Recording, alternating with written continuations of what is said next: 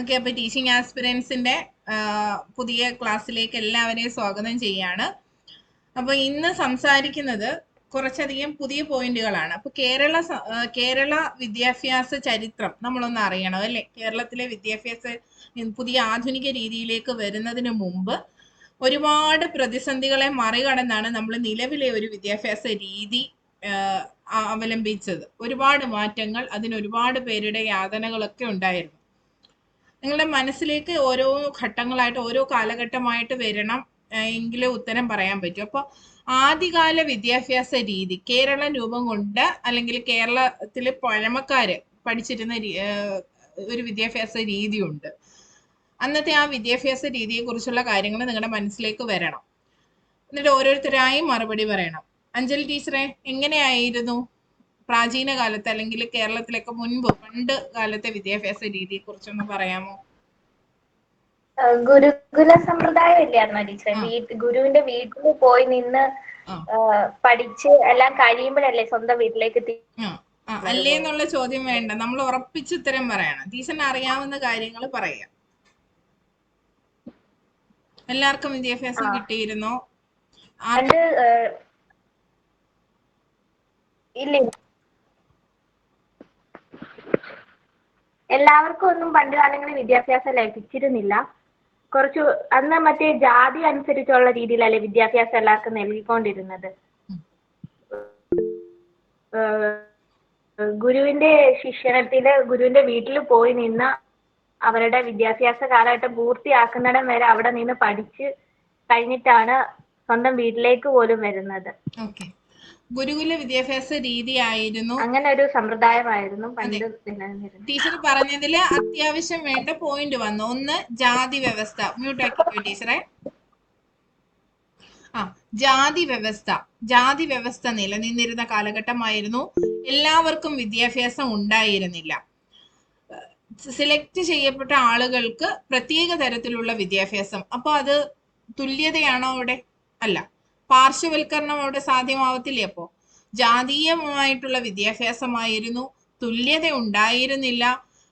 സമൂഹത്തിൽ ഉന്നതർ എന്ന് ജാതീയമായും സാമ്പത്തികമായും ഉന്നതങ്ങളിൽ നിൽക്കുന്ന ആളുകൾക്ക് മാത്രമായിരുന്നു ആദ്യകാലങ്ങളിൽ വിദ്യാഭ്യാസം. അപ്പൊ നമ്മുടെ മനസ്സിലേക്ക് വരേണ്ടത് ആ ജന്മി കുടിയാൻ വ്യവസ്ഥയും നമ്പൂതിരി സമുദായം അല്ലെ, അവരൊക്കെ മികച്ചു നിന്ന സംസ്കൃത പഠനത്തിനൊക്കെ ഊന്നൽ കൊടുത്തിരുന്ന ഒരു കാലഘട്ടം. അവിടെ ജാതിയുടെ അടിസ്ഥാനത്തിലുള്ള വിദ്യാഭ്യാസം കൊടുത്തിരുന്നു. അതായത് കർഷക കുടുംബത്തിലുള്ള സാധാരണക്കാരായ കൂലിപ്പണിക്കാരായ ജാതിയിൽ താഴ്ന്ന ആളുകൾക്കൊക്കെ കൃഷി രീതി അത് പാരമ്പര്യമായി കിട്ടിപ്പോവുകയാണ്. അത് എങ്ങും പോയി പഠിക്കുകയല്ല, അറിവ് അവരിങ്ങനെ കൈമാറി അങ്ങനെ പഠിക്കുന്നു. പിന്നെ ക്ഷത്രിയർ എന്ന് പറയപ്പെടുന്ന ആളുകള് യുദ്ധം ചെയ്യാനൊക്കെ ഗുരുക്കളുടെയൊക്കെ അടുത്ത് പോയി. നമ്മള് കേരളത്തിലൊക്കെ ആണെങ്കിൽ ഈ നമ്മൾ വടക്കം പാട്ടുകളൊക്കെ കേട്ടിട്ടുണ്ട് അല്ലെ. അപ്പം ആയോധന കലകളൊക്കെ അവര് നേടിയെടുക്കുന്നു. അങ്ങനെ രാജ്യത്തെ സംരക്ഷിക്കാനുള്ള വിദ്യാഭ്യാസം.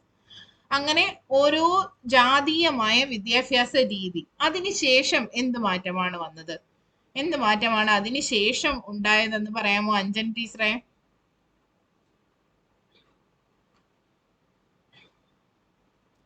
അതിനുശേഷം കമ്മീഷനുകളാണ് ടീച്ചറെ. ആരെങ്കിലും വന്നോ അങ്ങോട്ട്? കേരളത്തിലേക്ക് ആരെങ്കിലും വന്നോ? ഇന്ത്യയിലോട്ടും കത്തോലിക്ക മിഷണറിമാരുടെ മിഷണറിമാര്. അപ്പൊ അവരാരാണ്? വിദേശികൾ അല്ലെ, ബ്രിട്ടീഷുകാര്. അതെ, കോളനിവൽക്കരണം സംഭവിച്ചു. അപ്പൊ ആദ്യം നമ്മൾ മാത്രമുള്ള സമയത്ത് ജാതിയുണ്ട്, മതമുണ്ട്, ആ രീതിയിലുള്ള വിദ്യാഭ്യാസം നമുക്ക് കിട്ടി. അതിനുശേഷം സംഭവിച്ചതാണ് കോളനിവൽക്കരണം ഒക്കെ സംഭവിച്ചു. കോളനിവൽക്കരണം സംഭവിച്ചപ്പോ നമ്മൾ ഈ പാവയ്ക്കൊക്കെ ഇച്ചിരി മധുരത്തിൽ പൊതിഞ്ഞു തരുന്ന ഒരവസ്ഥയായി. അതായത് വിദ്യാഭ്യാസം തരുന്നുണ്ട്. നമ്മൾ നോക്കുമ്പോൾ ഒരുപാട് പേർക്ക് അവിടെ പിന്നെ പതുക്കെ ഈ ജാതിയുടെ മേൽമറയൊക്കെ ഒന്ന് മാറി തുടങ്ങി അല്ലെ. അതിനുശേഷം പതിയെ വിദ്യാഭ്യാസം എല്ലാവർക്കും തരുന്നു എന്നുള്ള വ്യാജേന വിദ്യാഭ്യാസം കൊടുത്തു എന്നേ പറയാൻ പറ്റൂ. അവർക്ക് വേണ്ടിയിരുന്നത് ഇംഗ്ലീഷിന് കൂടുതൽ പ്രാധാന്യം കൊടുക്കുക. അവർ പറയുന്നത് നമുക്ക് മനസ്സിലാവണം അല്ലെ. തൊഴിലെടുപ്പിക്കാൻ ഒരു അടിമ സമൂഹം അവർക്ക് വേണമായിരുന്നു. അപ്പോൾ അടുത്ത മാറ്റം എന്ന് പറയുമ്പോൾ എന്തുവായിരുന്നു? വിദ്യ നിഷേധിച്ചിട്ടുണ്ടോ എന്ന് ചോദിച്ചാൽ നിഷേധിച്ചിട്ടുണ്ട്. സാമ്പത്തികമായിട്ടൊക്കെ മുന്നോട്ട് നിൽക്കുന്ന ആളുകൾക്കായിരുന്നു അന്നും കൂടുതൽ വിദ്യാഭ്യാസം പ്രാപ്യമായിരുന്നത്. എങ്കിലും അവിടെ അല്ലേ മെക്കാളെ മിനിറ്റ്സ് ഒക്കെ കൊണ്ടുവരുന്നത്. മെക്കാളെ മിനിറ്റ്സ് കൊണ്ടുവന്നിട്ട് ആ ഇന്ത്യക്കാർക്ക് ആ സാധാരണ വിദ്യാഭ്യാസവും ആ എങ്കിൽ ഉയർന്ന ജാതിക്കാർക്ക് അല്ല ഉയർന്ന തട്ടിലുള്ളവർക്ക് ഇംഗ്ലീഷ് വിദ്യാഭ്യാസവും കൊടുത്ത് അതെ. നമ്മളെ ഒരു പറ്റിക്കുന്ന രീതിയിൽ. ടീച്ചർ പറഞ്ഞോ, അറിയുന്ന പോയിന്റുകൾ പറഞ്ഞോ. മെക്കാളെ അരിച്ച് മീൻസ് എന്താണ്? രക്തത്തിലും വർണ്ണത്തിലും അരിച്ചിറക്കൽ ഇന്ത്യക്കാരും അരിച്ചിറക്കൽ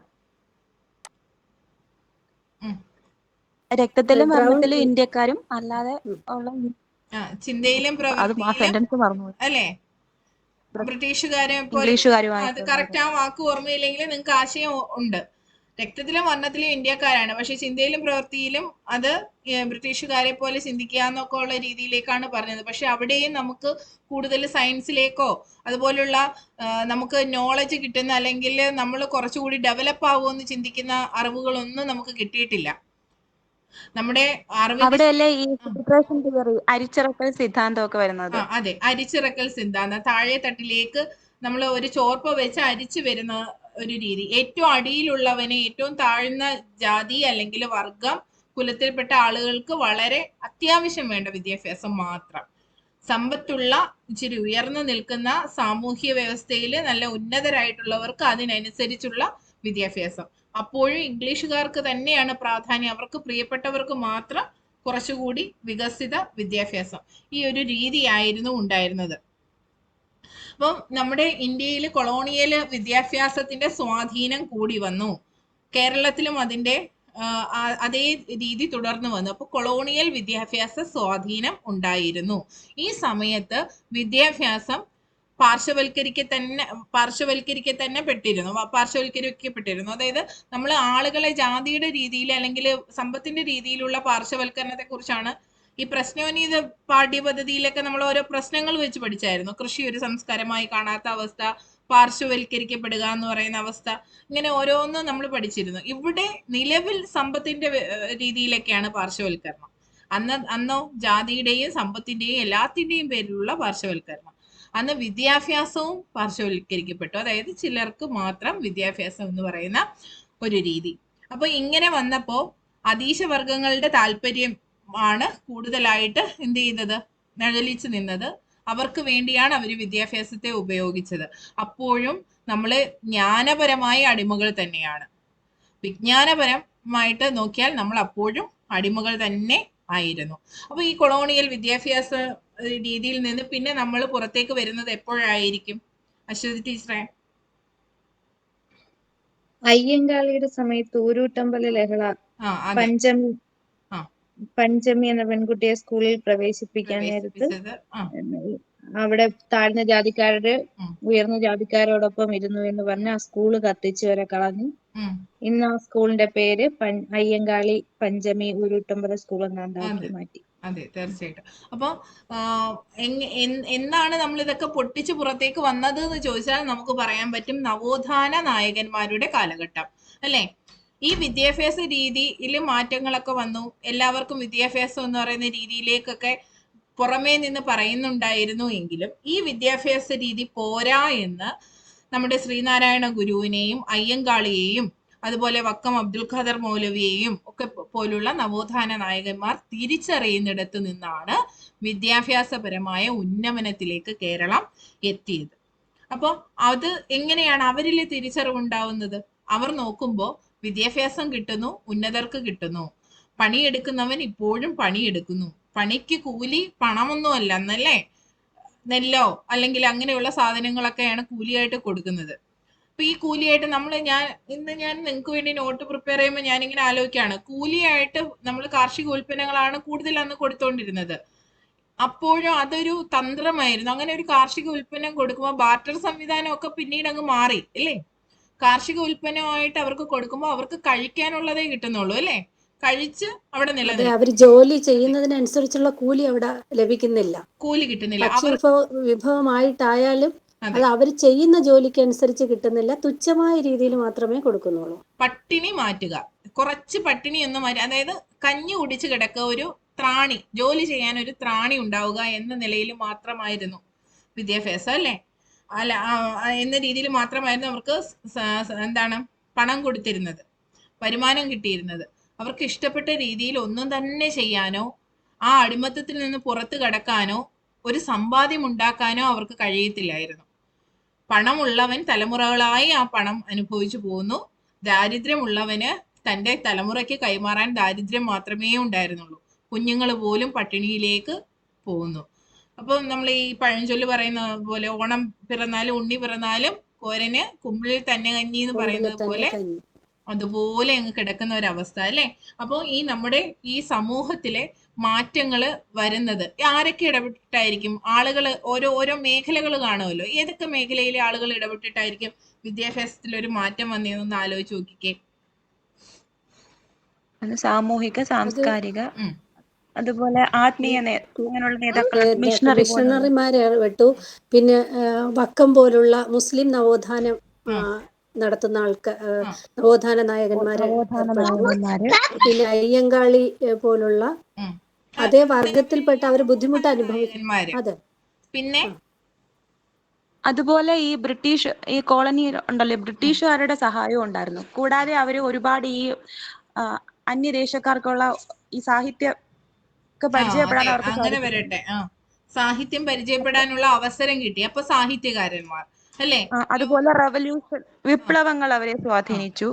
അപ്പൊ പുറത്തു പോയി വിദ്യാഭ്യാസം നേടിയവരുണ്ട്. അപ്പൊ അവരുടെ ആശയങ്ങൾ സ്വാധീനിച്ചു. ഓക്കെ. അപ്പൊ നമ്മൾ മനസ്സിലാക്കേണ്ടത് അന്ന് സൂര്യൻ അസ്തമിക്കാത്ത സാമ്രാജ്യത്തിന്റെ അടിമകളായിരുന്നു നമ്മൾ അല്ലെ. അപ്പോഴും ഇവിടെ സമ്പത്ത് ഉള്ള ആളുകൾ എന്ത് ചെയ്തു? വിദ്യാഭ്യാസം തേടി യൂറോപ്പിലേക്കും അവിടേക്കും ഓരോ സ്ഥലങ്ങളിൽ നെഹ്റുവിനെ പോലുള്ളവരൊക്കെ പുറം രാജ്യങ്ങളിലേക്ക് പോയി അല്ലെ. അങ്ങനെ പോയി വിദ്യാഭ്യാസം നേടിയപ്പോൾ അവർക്ക് അവിടുത്തെ സാമൂഹിക പരിതസ്ഥിതി കൂടുതലും മനസ്സിലാവുന്നു.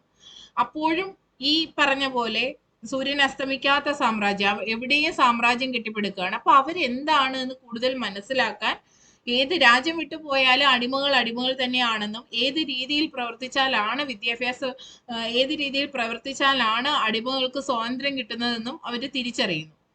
അങ്ങനെയാണ് വിദ്യാഭ്യാസത്തിലൂടെ മാത്രമേ നമ്മുടെ അടിമത്തത്തെ നമുക്ക് ഇല്ലായ്മ ചെയ്യാൻ കഴിയൂ. ആശയപരമായും നമ്മൾ തളച്ചിട്ടിരിക്കുകയാണ് നമ്മളെ. എല്ലാ അർത്ഥത്തിലും അവർ നമ്മളെ ഭരിക്കുകയാണ്. ഇതിന്റെ എല്ലാം പ്രധാന കാരണം വിദ്യാഭ്യാസം ഇല്ലായ്മയായിരുന്നു. വിദ്യാഭ്യാസം പാവങ്ങൾക്കും കൂടി കിട്ടാത്തതായിരുന്നു. അവരെ ചിന്തിക്കാനേ സമ്മതിക്കുന്നില്ല. അവർക്ക് പ്രാരാബ്ദങ്ങൾ മാത്രമേ അവർക്ക് ചിന്തിക്കാനുള്ളൂ. അങ്ങനെ അവരെ കൂടുതൽ പിരിമുറുക്കത്തിലേക്ക് തള്ളിയിട്ടുകൊണ്ടുള്ള വിദ്യാഭ്യാസ രീതിയായിരുന്നു. അവിടെ വിദ്യാഭ്യാസം എന്നേ ഇല്ല, വിശപ്പ് മാറ്റുക. അതിന് എല്ലാവരും തൊഴിലിന് പോയേ പറ്റൂ. കുഞ്ഞു കുട്ടിയാണെങ്കിൽ പോലും അവനെ കൊണ്ട് പറ്റുന്ന ഒരു ജോലി അവനത് ചെയ്ത് കുടുംബത്തിലേക്ക് വേണ്ട ആഹാരമായിട്ടാണെങ്കിൽ അങ്ങനെ, അല്ലെങ്കിൽ സമ്പത്തായിട്ടാണെങ്കിൽ അങ്ങനെ കൊണ്ടുവന്നേ പറ്റൂ എന്ന അവസ്ഥയിലേക്ക് പോവുകയാണ്. അപ്പോൾ അത് കഴിഞ്ഞിട്ട് നമുക്ക് പറയാം, ഈ സ്കൂളുകളിലേക്ക് എപ്പോഴാണ് കുട്ടികൾ പോയതെന്ന് ചോദിച്ചാൽ നമുക്ക് പറയാം ആഹാരം കൊടുത്തു തുടങ്ങിയതിന് ശേഷമാണ്. ഇവിടെ ഉച്ചക്കഞ്ഞി കൊടുത്തു തുടങ്ങിയതിന് ശേഷമൊക്കെയാണ് സ്കൂളുകളിലേക്ക് കുട്ടികൾ പോകുന്നത്. ഇവിടെ നവോത്ഥാന നായകന്മാരുടെ കാര്യം പറഞ്ഞു. അപ്പൊ നമ്മൾ ഏറ്റവും കൂടുതൽ കേരളത്തിൽ വിദ്യാഭ്യാസപരമായ പുരോഗതി വരുന്നത് ചാവറയച്ചൻ, ശ്രീനാരായണ ഗുരു, വക്കം അബ്ദുൽ ഖാദർ മൗലവി ഇവരൊക്കെ പ്രവർത്തിച്ചിട്ടാണ്. അപ്പം ചാവറയച്ചന്റെ ചില ചാവറയച്ചനല്ലേ പിന്നെ പിടിയേരി സമ്പ്രദായം കൊണ്ടുവന്ന് സ്കൂളിൽ ഉച്ചക്കഞ്ഞി സമ്പ്രദായത്തിലേക്ക് എത്തിച്ചത്.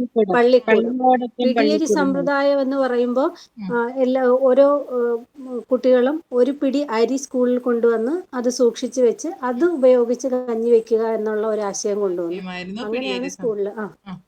അങ്ങനെ വരുമ്പോൾ എല്ലാ പാവപ്പെട്ട കുട്ടികളും സ്കൂളിലേക്ക് വരാൻ തുടങ്ങും. കാരണം അവർക്ക് വിദ്യാഭ്യാസത്തെക്കാൾ കൂടുതൽ അവർ ആഗ്രഹിക്കുന്നത് ഒരു നേരത്തെ ആഹാരം എന്നുള്ള രീതിയിൽ. അതിനോടൊപ്പം തന്നെ അവർക്ക് വിദ്യാഭ്യാസവും കൊടുക്കാൻ കഴിയും. അങ്ങനെ മാറ്റം ഉണ്ടായി. അതെ, ചാവറയച്ചനെ പോലെയൊക്കെയുള്ള ദീർഘവീക്ഷികളായ ധാരാളം പ്രവർത്തകർ വിദ്യാഭ്യാസത്തിനൊക്കെ പ്രാധാന്യം കൊടുത്തിട്ട് അദ്ദേഹമൊക്കെ ചെയ്ത ഒരുപാട് പ്രവർത്തനങ്ങളാണ് സ്കൂളുകളിലേക്ക് കുട്ടികളെ സാക്ഷരതയുടെ പിതാവ്. അതെ, സാക്ഷരതയുടെ പിതാവ്. അങ്ങനെ പോയിന്റുകൾ വരട്ടെ. പിന്നെ അധികം ഞാൻ പറയാത്തത്, ഇത് നമ്മുടെ ഒരു ടോപ്പിക്കായി എടുത്തെങ്കിൽ മാത്രമേ നമുക്ക് കൂടുതലായി വിവരങ്ങൾ നിങ്ങൾ ശേഖരിക്കൂ. ഇവരെ ഓരോരുത്തരെയും കുറിച്ച് നമ്മൾ ഡീപ്പായിട്ട് അറിയണം. നമ്മുടെ വായനയിലൂടെ കിട്ടുന്ന അറിവേ ഉള്ളൂ നമുക്ക് ഓർമ്മയിൽ നിൽക്കുന്നത്. അപ്പോൾ ചാവറയച്ചനൊക്കെ ഇതുപോലെ പിടിയേരി സമ്പ്രദായം, പള്ളിക്കൂടം എന്ന ആശയം, പള്ളികളോടൊപ്പം വിദ്യാലയം എന്നുള്ളതാണ് പള്ളിക്കൂടം എന്ന ആശയം. ഒരു പള്ളിക്ക് ഒരു പള്ളിക്കൂടം എന്ന ആശയം. അതെ, ഒരു പള്ളിക്ക് ഒരു പള്ളിക്കൂടം എന്ന ആശയം കൊണ്ടുവന്നു. അതിനുശേഷം ഇനി ശ്രീനാരായണ ഗുരുവിനെ കുറിച്ച് പറയുകയാണെങ്കിൽ അദ്ദേഹം എനിക്ക് തോന്നിയ ഒരു കാര്യം എന്ന് പറഞ്ഞാൽ സൈക്കോളജിക്കലായിട്ട് ചിന്തിച്ച ഒരാള് എന്ന് വേണമെങ്കിൽ പറയാം. അതായത് ചില ഉദ്ധരണികളിലൂടെ, അദ്ദേഹത്തിന്റെ ചില വാക്കുകളിലൂടെ ഈ സമൂഹത്തെ അങ്ങ് മാറ്റിക്കളഞ്ഞു. നമ്മൾ പോലും അറിയാതെ ഇപ്പോ അദ്ദേഹം ഈ പ്രതിഷ്ഠകൾ നടത്തി അല്ലേ, ഈഴവ ശിവനെ പ്രതിഷ്ഠിച്ചു എന്നൊക്കെ പറയുന്നുണ്ട്. ഇതിന്റെയൊക്കെ പിന്നിൽ അറിയാതെ പോയ ഒരുപാട് ആശയങ്ങളുണ്ട്. അതായത് നമ്മളെ മാറ്റി നിർത്തുകയാണ്, ഈ ജനങ്ങളെ മുഴുവൻ മാറ്റി നിർത്തുകയാണ്, ഉന്നതർക്ക് മാത്രം ക്ഷേത്രത്തിലേക്ക് പ്രവേശിക്കാം. അപ്പൊ ഇവര് ദൈവത്തിനോട് അടുത്ത് നിൽക്കാത്ത ആളുകൾ എന്നുള്ള ഒരു ചിന്ത വന്നു. അവിടെ നാരായണ ഗുരു പറയുന്നത് ശരീരം വൃത്തിയാക്കുന്ന ആർക്കും ദൈവത്തിന്റെ അടുത്തേക്ക് പോകാം എന്നുള്ള ഒരു ആശയത്തിലേക്ക് എത്തിക്കുകയും ഇത് ഞാൻ പ്രതിഷ്ഠിച്ചത് ഈഴവ ശിവനെയാണെന്ന് പറഞ്ഞ് അത്തരത്തിലൊരു പ്രതിഷ്ഠ നടത്തുകയും തങ്ങൾ കുറഞ്ഞവരല്ല എന്നുള്ള ഒരു ആത്മവിശ്വാസം അപ്പൊ ആ ജനങ്ങളിലേക്ക് വരികയാണ്. ദൈവത്തിന് മുമ്പില് എല്ലാവരും തുല്യരാണെന്നുള്ള ഒരു ആശയം കൊടുക്കുകയാണ്. എനിക്ക് തോന്നുന്നില്ല ഈ പറയുന്ന ശ്രീനാരായണ ഗുരു വലിയൊരു ദൈവവിശ്വാസിയാണെന്ന് എനിക്ക് തോന്നിയിട്ടില്ല. ഞാനും ഈ പറയുന്ന എല്ലാ രീതിയിലും പറയുകയാണെങ്കിൽ നമ്മൾ പറയരുത്, എങ്കിലും ഞാൻ പറയാണ് അതേ സമുദായത്തിൽ പെടുന്നതാണ്. പക്ഷെ ഒരിക്കലും ഞാൻ ഈ പറയുന്ന ഗുരുമന്ദിരത്തിൽ പോയി തൊഴാനോ ദൈവമേ എന്ന് വിളിക്കാനോ പോയിട്ടില്ല. കാരണം അദ്ദേഹത്തിന്റെ ആശയങ്ങൾ അത്രത്തോളം ഞാൻ മനസ്സിലാക്കിയത് കൊണ്ടാണ്. എനിക്ക് അങ്ങനെ അദ്ദേഹത്തിനെ ഇഷ്ടമുള്ളത് കൊണ്ടാണ് അത് ചെയ്യാത്തത്. കാരണം അദ്ദേഹം പറഞ്ഞത് ദൈവമായി കാണരുതെന്നാണ് അല്ലെ, എല്ലാം ഒന്നാണെന്നുള്ള ആശയമാണ് അദ്ദേഹം തന്നത്. പക്ഷെ ഇപ്പൊ ഒരു ജാതി ഒരു മതം ഒരു ദൈവം മനുഷ്യന് ഒരു ജാതി മഹത്തായ ആശയം കൊണ്ടുവന്ന. അതെ, അങ്ങനെ നോക്കുകയാണെങ്കിൽ എന്റെ ആശയവും അത് തന്നെയാണ്. അപ്പോ എനിക്ക് അങ്ങനെ അദ്ദേഹത്തെ ഒരു എന്താണ് ജാതിപരമായിട്ട് ചിത്രീകരിക്കുന്നത് ഇഷ്ടമേ അല്ല. ഇപ്പൊ ഞാൻ പറയണ ഇതൊന്നും അറിയാത്ത ആളുകളാണ്. ഞാൻ പറഞ്ഞില്ലേ, അദ്ദേഹം ഏറ്റവും കൂടുതൽ സൈക്കോളജിക്കലി ചിന്തിച്ച ഒരാളാണെന്ന് വേണമെങ്കിൽ പറയാം. അദ്ദേഹം ചെയ്തത് ആത്മവിശ്വാസം കൊടുത്തുകൊണ്ട് ഈ താഴ്ന്നു കിടക്കുന്ന അടിച്ചമർത്തപ്പെട്ട ജനങ്ങളെ ഉയർത്തെഴുന്നേൽപ്പിക്കുകയായിരുന്നു ചെയ്തത്. അപ്പോൾ അമ്പലങ്ങൾ സൃഷ്ടിച്ചു, അതിന്റെ ഭാഗമായിട്ട് ചില ആചാരങ്ങൾ വന്നു അല്ലെ, വായന വന്നു. അപ്പൊ അവിടേക്ക് ആളുകൾ ആത്മവിശ്വാസത്തോടെ വരാൻ തുടങ്ങി. പുസ്തകങ്ങൾ എല്ലാവരിലേക്കും എത്തിക്കാനുള്ള പ്രവർത്തനങ്ങൾ പല രീതിയിൽ സമൂഹത്തിൽ വിദ്യാഭ്യാസമുള്ള ആളുകൾ ചെയ്തു തുടങ്ങി. ശ്രീനാരായണ ഗുരുവിന്റെ സിനിമയുണ്ടല്ലോ യുഗപുരുഷൻ, അതൊന്ന് കണ്ടുവെക്കണം. അത് കാണുക എന്ന് പറയുന്ന വേറൊന്നും കൊണ്ടല്ല, ആ സമയത്തെ സാമൂഹ്യ പരിതസ്ഥിതി നമുക്ക് മനസ്സിലാകാൻ വേണ്ടിയിട്ടാണ്. യുഗപുരുഷൻ എന്ന് പറയുന്ന സിനിമ നമ്മൾ കാണണം. അതിനകത്തുള്ള ചില അല്ലെ സീനുകളെങ്കിലും എന്തെങ്കിലും ഒന്ന് കാണാൻ ശ്രമിക്കണം. അതുപോലെ അയ്യങ്കാളിയെ കുറിച്ചുള്ള ഡോക്യുമെന്ററി, വളരെ മനോഹരമായിട്ടുള്ള ഒരു ഡോക്യുമെന്ററി ഉണ്ടായിരുന്നു. അതിന്റെ പേര് എനിക്ക് ഓർമ്മയില്ല. ബിൻസിൻ ടീച്ചറിനാണ് ഞാൻ ഷെയർ ചെയ്തോ എന്തോ പണ്ടെങ്ങാണ്. അപ്പൊ അത് നിങ്ങൾ നോക്കിയാൽ മതി, ഡോക്യുമെന്ററി അബൌട്ട് അയ്യങ്കാളി. അതുപോലെ PN മണിക്കരുടെ ഒരെണ്ണം ഞാൻ ഇട്ടിരുന്നു. പിന്നീട് നമ്മൾ കാണേണ്ടത് വക്കം അബ്ദുൽ ഖാദർ മൗലവിയെ കുറിച്ചുള്ളത് ഉണ്ടെങ്കിൽ അതൊന്ന് കാണണം, നമ്മൾ കുറച്ചുകൂടി മനസ്സിലാക്കേണ്ടതായിട്ടുണ്ട്. അപ്പൊ അങ്ങനെ അപ്പോൾ ശ്രീനാരായണ ഗുരു പിന്നീട് പറഞ്ഞ ഒരു കാര്യം എന്താണ്, ജാതിയും മതവും ഒന്നും ഇല്ല അല്ലെ, മനുഷ്യരെല്ലാം ഒരേ ജാതിയാണ് അല്ലെ എന്നുള്ള ഒരു കാര്യം. അപ്പൊ അതിനകത്ത് ഇങ്ങനെ അദ്ദേഹം പറയുമ്പോൾ തന്നെ അവിടെ ജാതിയാണ് ഇവിടുത്തെ ഏറ്റവും വലിയ പ്രശ്നം എന്നുള്ള കാര്യം സമൂഹം തിരിച്ചറിയാണ്. ജാതിയേ ഇല്ല, എല്ലാവരും തുല്യർ എന്ന് അദ്ദേഹത്തെ പോലെ എല്ലാവരും അംഗീകരിച്ച ഒരാൾ ഇത് പറയുമ്പോഴേക്കും അവിടെ ഒരു തുല്യതയുടെ പാഠം വന്നു തുടങ്ങി. അപ്പോൾ എന്നെ ജാതിയുടെ പേരിൽ അമ്പലത്തിൽ നിന്ന് മാറ്റി നിർത്താൻ പാടില്ല എന്നും എന്നെ ജാതിയുടെ പേരിൽ പൊതുവിടങ്ങളിൽ മാറ്റി നിർത്താൻ പാടില്ല എന്നും വിദ്യാഭ്യാസം എനിക്കൂടി അവകാശപ്പെട്ടതാണെന്നും ഒക്കെ പതുക്കെ ആളുകളുടെ ഉള്ളിലേക്ക് ചിന്തകൾ വന്നു തുടങ്ങി. ഞാൻ കുറഞ്ഞ ഒരാളല്ല എന്നുള്ള ചിന്ത വരാൻ തുടങ്ങി, അവർ പ്രതികരിക്കാൻ തുടങ്ങി. ഇങ്ങനെയൊക്കെയാണ് നമ്മുടെ വിദ്യാഭ്യാസത്തിൽ മാറ്റം വരുന്നത്. അയ്യങ്കാളി നടത്തിയ ഏറ്റവും വലിയ ഒരു സമരം അല്ലെ, അദ്ദേഹത്തിന്റെ ഏറ്റവും വലിയൊരു മുദ്രാവാക്യം ഉണ്ടായിരുന്നല്ലോ, എന്തുകൊണ്ടാണ്? ഞങ്ങളുടെ കുട്ടികളെ സ്കൂളിൽ അയച്ചില്ലെന്നുണ്ടെങ്കിൽ അവിടെ മുട്ടിപ്പുല്ല് കിളിർപ്പിക്കും, പാഠങ്ങളെല്ലാം മുട്ടിപ്പുല്ല് കുരിപ്പിക്കും. അതെ അതെ അതെ. അപ്പം ഞങ്ങളുടെ കുട്ടികളെ സ്കൂളിലേക്ക് വിട്ടില്ലെങ്കിൽ ഞങ്ങൾ കൃഷിയിടത്തിലേക്ക് വരില്ല അല്ലെ, ഞങ്ങൾ പാടത്ത് പണിയെടുക്കില്ല എന്ന് അദ്ദേഹം ശക്തമായി പറയുകയും അത് ഏറ്റുപറയാൻ അദ്ദേഹത്തിന്റെ കൂടെ 1000 പേരുണ്ടാവുകയും ചെയ്തു.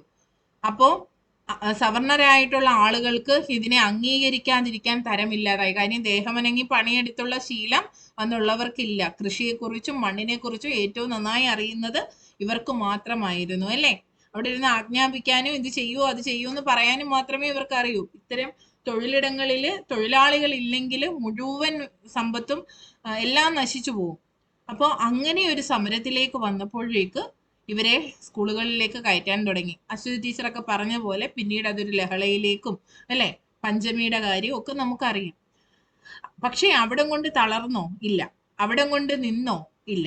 വീണ്ടും വിപ്ലവങ്ങൾ ഉണ്ടായി, വീണ്ടും സമരങ്ങൾ ഉണ്ടായിട്ടാണ് കേരളത്തിൽ ഒരു വിദ്യാഭ്യാസ രീതിയിലേക്ക് പതുക്കെ പതുക്കെ മാറ്റങ്ങൾ വന്നത്. ഈ മാറ്റങ്ങളെല്ലാം വന്നു. അത് കഴിഞ്ഞിട്ട് 1947 ആയപ്പോൾ നമുക്ക് സ്വാതന്ത്ര്യവും ലഭിച്ചു. അതിനുശേഷം എല്ലാം നേരെയായോ? ഇല്ല. ഇല്ല. എന്താ നേരെയാവാത്തെ? നമ്മളെ വിട്ട് അവര് പോയി അല്ലേ? ബ്രിട്ടീഷുകാരുടെ വിദ്യാഭ്യാസം അതെ അതെ എല്ലാം നശിപ്പിച്ച് നമ്മുടെ സമ്പത്ത് മുഴുവൻ കൊള്ളയടിച്ചുകൊണ്ട് പോയപ്പോ അന്ന് അപ്പോഴും ജീവിത സാഹചര്യം ഉണ്ടാക്കാനാണ് സ്വാതന്ത്ര്യം കിട്ടിയപ്പോൾ നമ്മുടെ സ്വാതന്ത്ര്യ സമര സേനാനി അല്ലെങ്കിൽ നേതാക്കൾ ശ്രമിച്ചത്. അതിനാണ് അവർ മുൻഗണന കൊടുത്തത്. കാരണം അവിടെ വിഭജനം നടന്നു. ഇന്ത്യ പാക് വിഭജനം കഴിഞ്ഞതിന് ശേഷം പിന്നെ ഇവരെ എല്ലാരെയും പുനരധിവസിപ്പിക്കണം, ബാക്കി എല്ലാവർക്കും അടിസ്ഥാന സൗകര്യങ്ങളെല്ലാം മെച്ചപ്പെടുത്തണം. അപ്പൊ രാജ്യത്തിനൊരു അടിത്തറ പാകിയതിനു ശേഷം മാത്രമേ ഇതെല്ലാം എല്ലാത്തിനെയും ഒന്ന് ഏകീകരിച്ച് കൊണ്ടുവരാൻ പറ്റത്തുള്ളൂ. നാട്ടുരാജ്യങ്ങളുടെ സംയോജനം. അതെ, കൊളോണിയൽ കാലഘട്ടം അവസാനിച്ചു എന്ന് നമുക്ക് പറയാം. പക്ഷെ കൊളോണിയൽ ആശയങ്ങൾ അപ്പോഴും അവിടെ തന്നെ ഉണ്ടായിരുന്നു. അതുപോലെ അവര് ചെയ്തു വെച്ച കാര്യങ്ങളുടെ ഭവിഷ്യത്തുകളും അപ്പോഴും എന്താ ടീച്ചറെ ടോപ്പിക് അൻഷി ടീച്ചറിനോട് ഞാൻ പറയത്തില്ല. ടീച്ചർ വരാൻ നേരത്ത് ഞാൻ പിന്നെ അഡ്മിറ്റ് ചെയ്തേ, ചെയ്യേണ്ടതല്ല, കൃത്യസമയത്ത് വരണം. അതുമല്ല നമ്മൾ ടീച്ചർ ഇന്ന് ക്ലാസ് ഉണ്ടെന്ന് പിന്നെ കൺഫേം ചെയ്ത് പറഞ്ഞില്ല, അതാ ഞാൻ കൺഫ്യൂസ്ഡ് ആയത്. ഞാൻ പറഞ്ഞില്ലയോ ഇത്രയും കൺഫേം ചെയ്ത് കണ്ടില്ല ഞാൻ, അതുകൊണ്ട് എല്ലാ വ്യാഴവും അല്ല ഞാൻ ആരൊക്കെയോ വരുന്നില്ല മെസ്സേജ് ഇട്ട്. അല്ല ഇന്ന ആളില്ല, അപ്പൊ ടീച്ചർ മാറ്റി വെച്ച് കാണുമെന്നുള്ള. ഇല്ല ഒരാളെ ഉള്ളൂ, ലിമി ടീച്ചറേ ഉള്ളൂ വരാത്തതായി പറഞ്ഞത്. ഒരാളില്ല എന്നൊക്കെ ഉണ്ടെങ്കിൽ നമ്മൾ മറ്റേ ആര്യ ടീച്ചറും പറഞ്ഞായിരുന്നു ആ മെസ്സേജിനിടയ്ക്ക് ചിലപ്പോ ടീച്ചർ കാണാനായിരിക്കും. ആര്യ ടീച്ചറും പറഞ്ഞു കല്യാണം ഉണ്ടെന്ന് എന്നോട് 2 ദിവസം അവധി പറഞ്ഞിരുന്നു നേരത്തെ. അപ്പൊ അത് രണ്ടും ബാക്കി ഇത്രയും പേരുണ്ടല്ലോ. അപ്പൊ ഞാൻ എന്തായാലും ചെയ്യാം. അത് പകുതി പേരോളം ഇല്ലെങ്കിൽ നമ്മള് ക്ലാസ് മാറ്റിവെക്കും, പിന്നീട് ഈ ചർച്ച നടക്കൂല. അതുകൊണ്ടാണ് ഇന്നിപ്പോ കേരളത്തിലെ വിദ്യാഭ്യാസ ചരിത്രം ഇങ്ങനെ നമ്മൾ പറഞ്ഞു വരിക. അതിന്റെ പൂർണ്ണമായിട്ട് ആശയം നമ്മുടെ കൈ കിട്ടിയെങ്കിലേ നമുക്ക് പലതും ഇത് കയ്യിൽ നിന്നിട്ട് പറയാൻ പറ്റും. എന്ന് മുതലാണ് എന്നോട് ചോദിച്ചൊരു ചോദ്യമാണ് ഇന്റർവ്യൂവിന്, എന്ന് മുതലാണ് അധ്യാപകർ ഒപ്പിട്ട് ശമ്പളം വാങ്ങാൻ തുടങ്ങിയത്?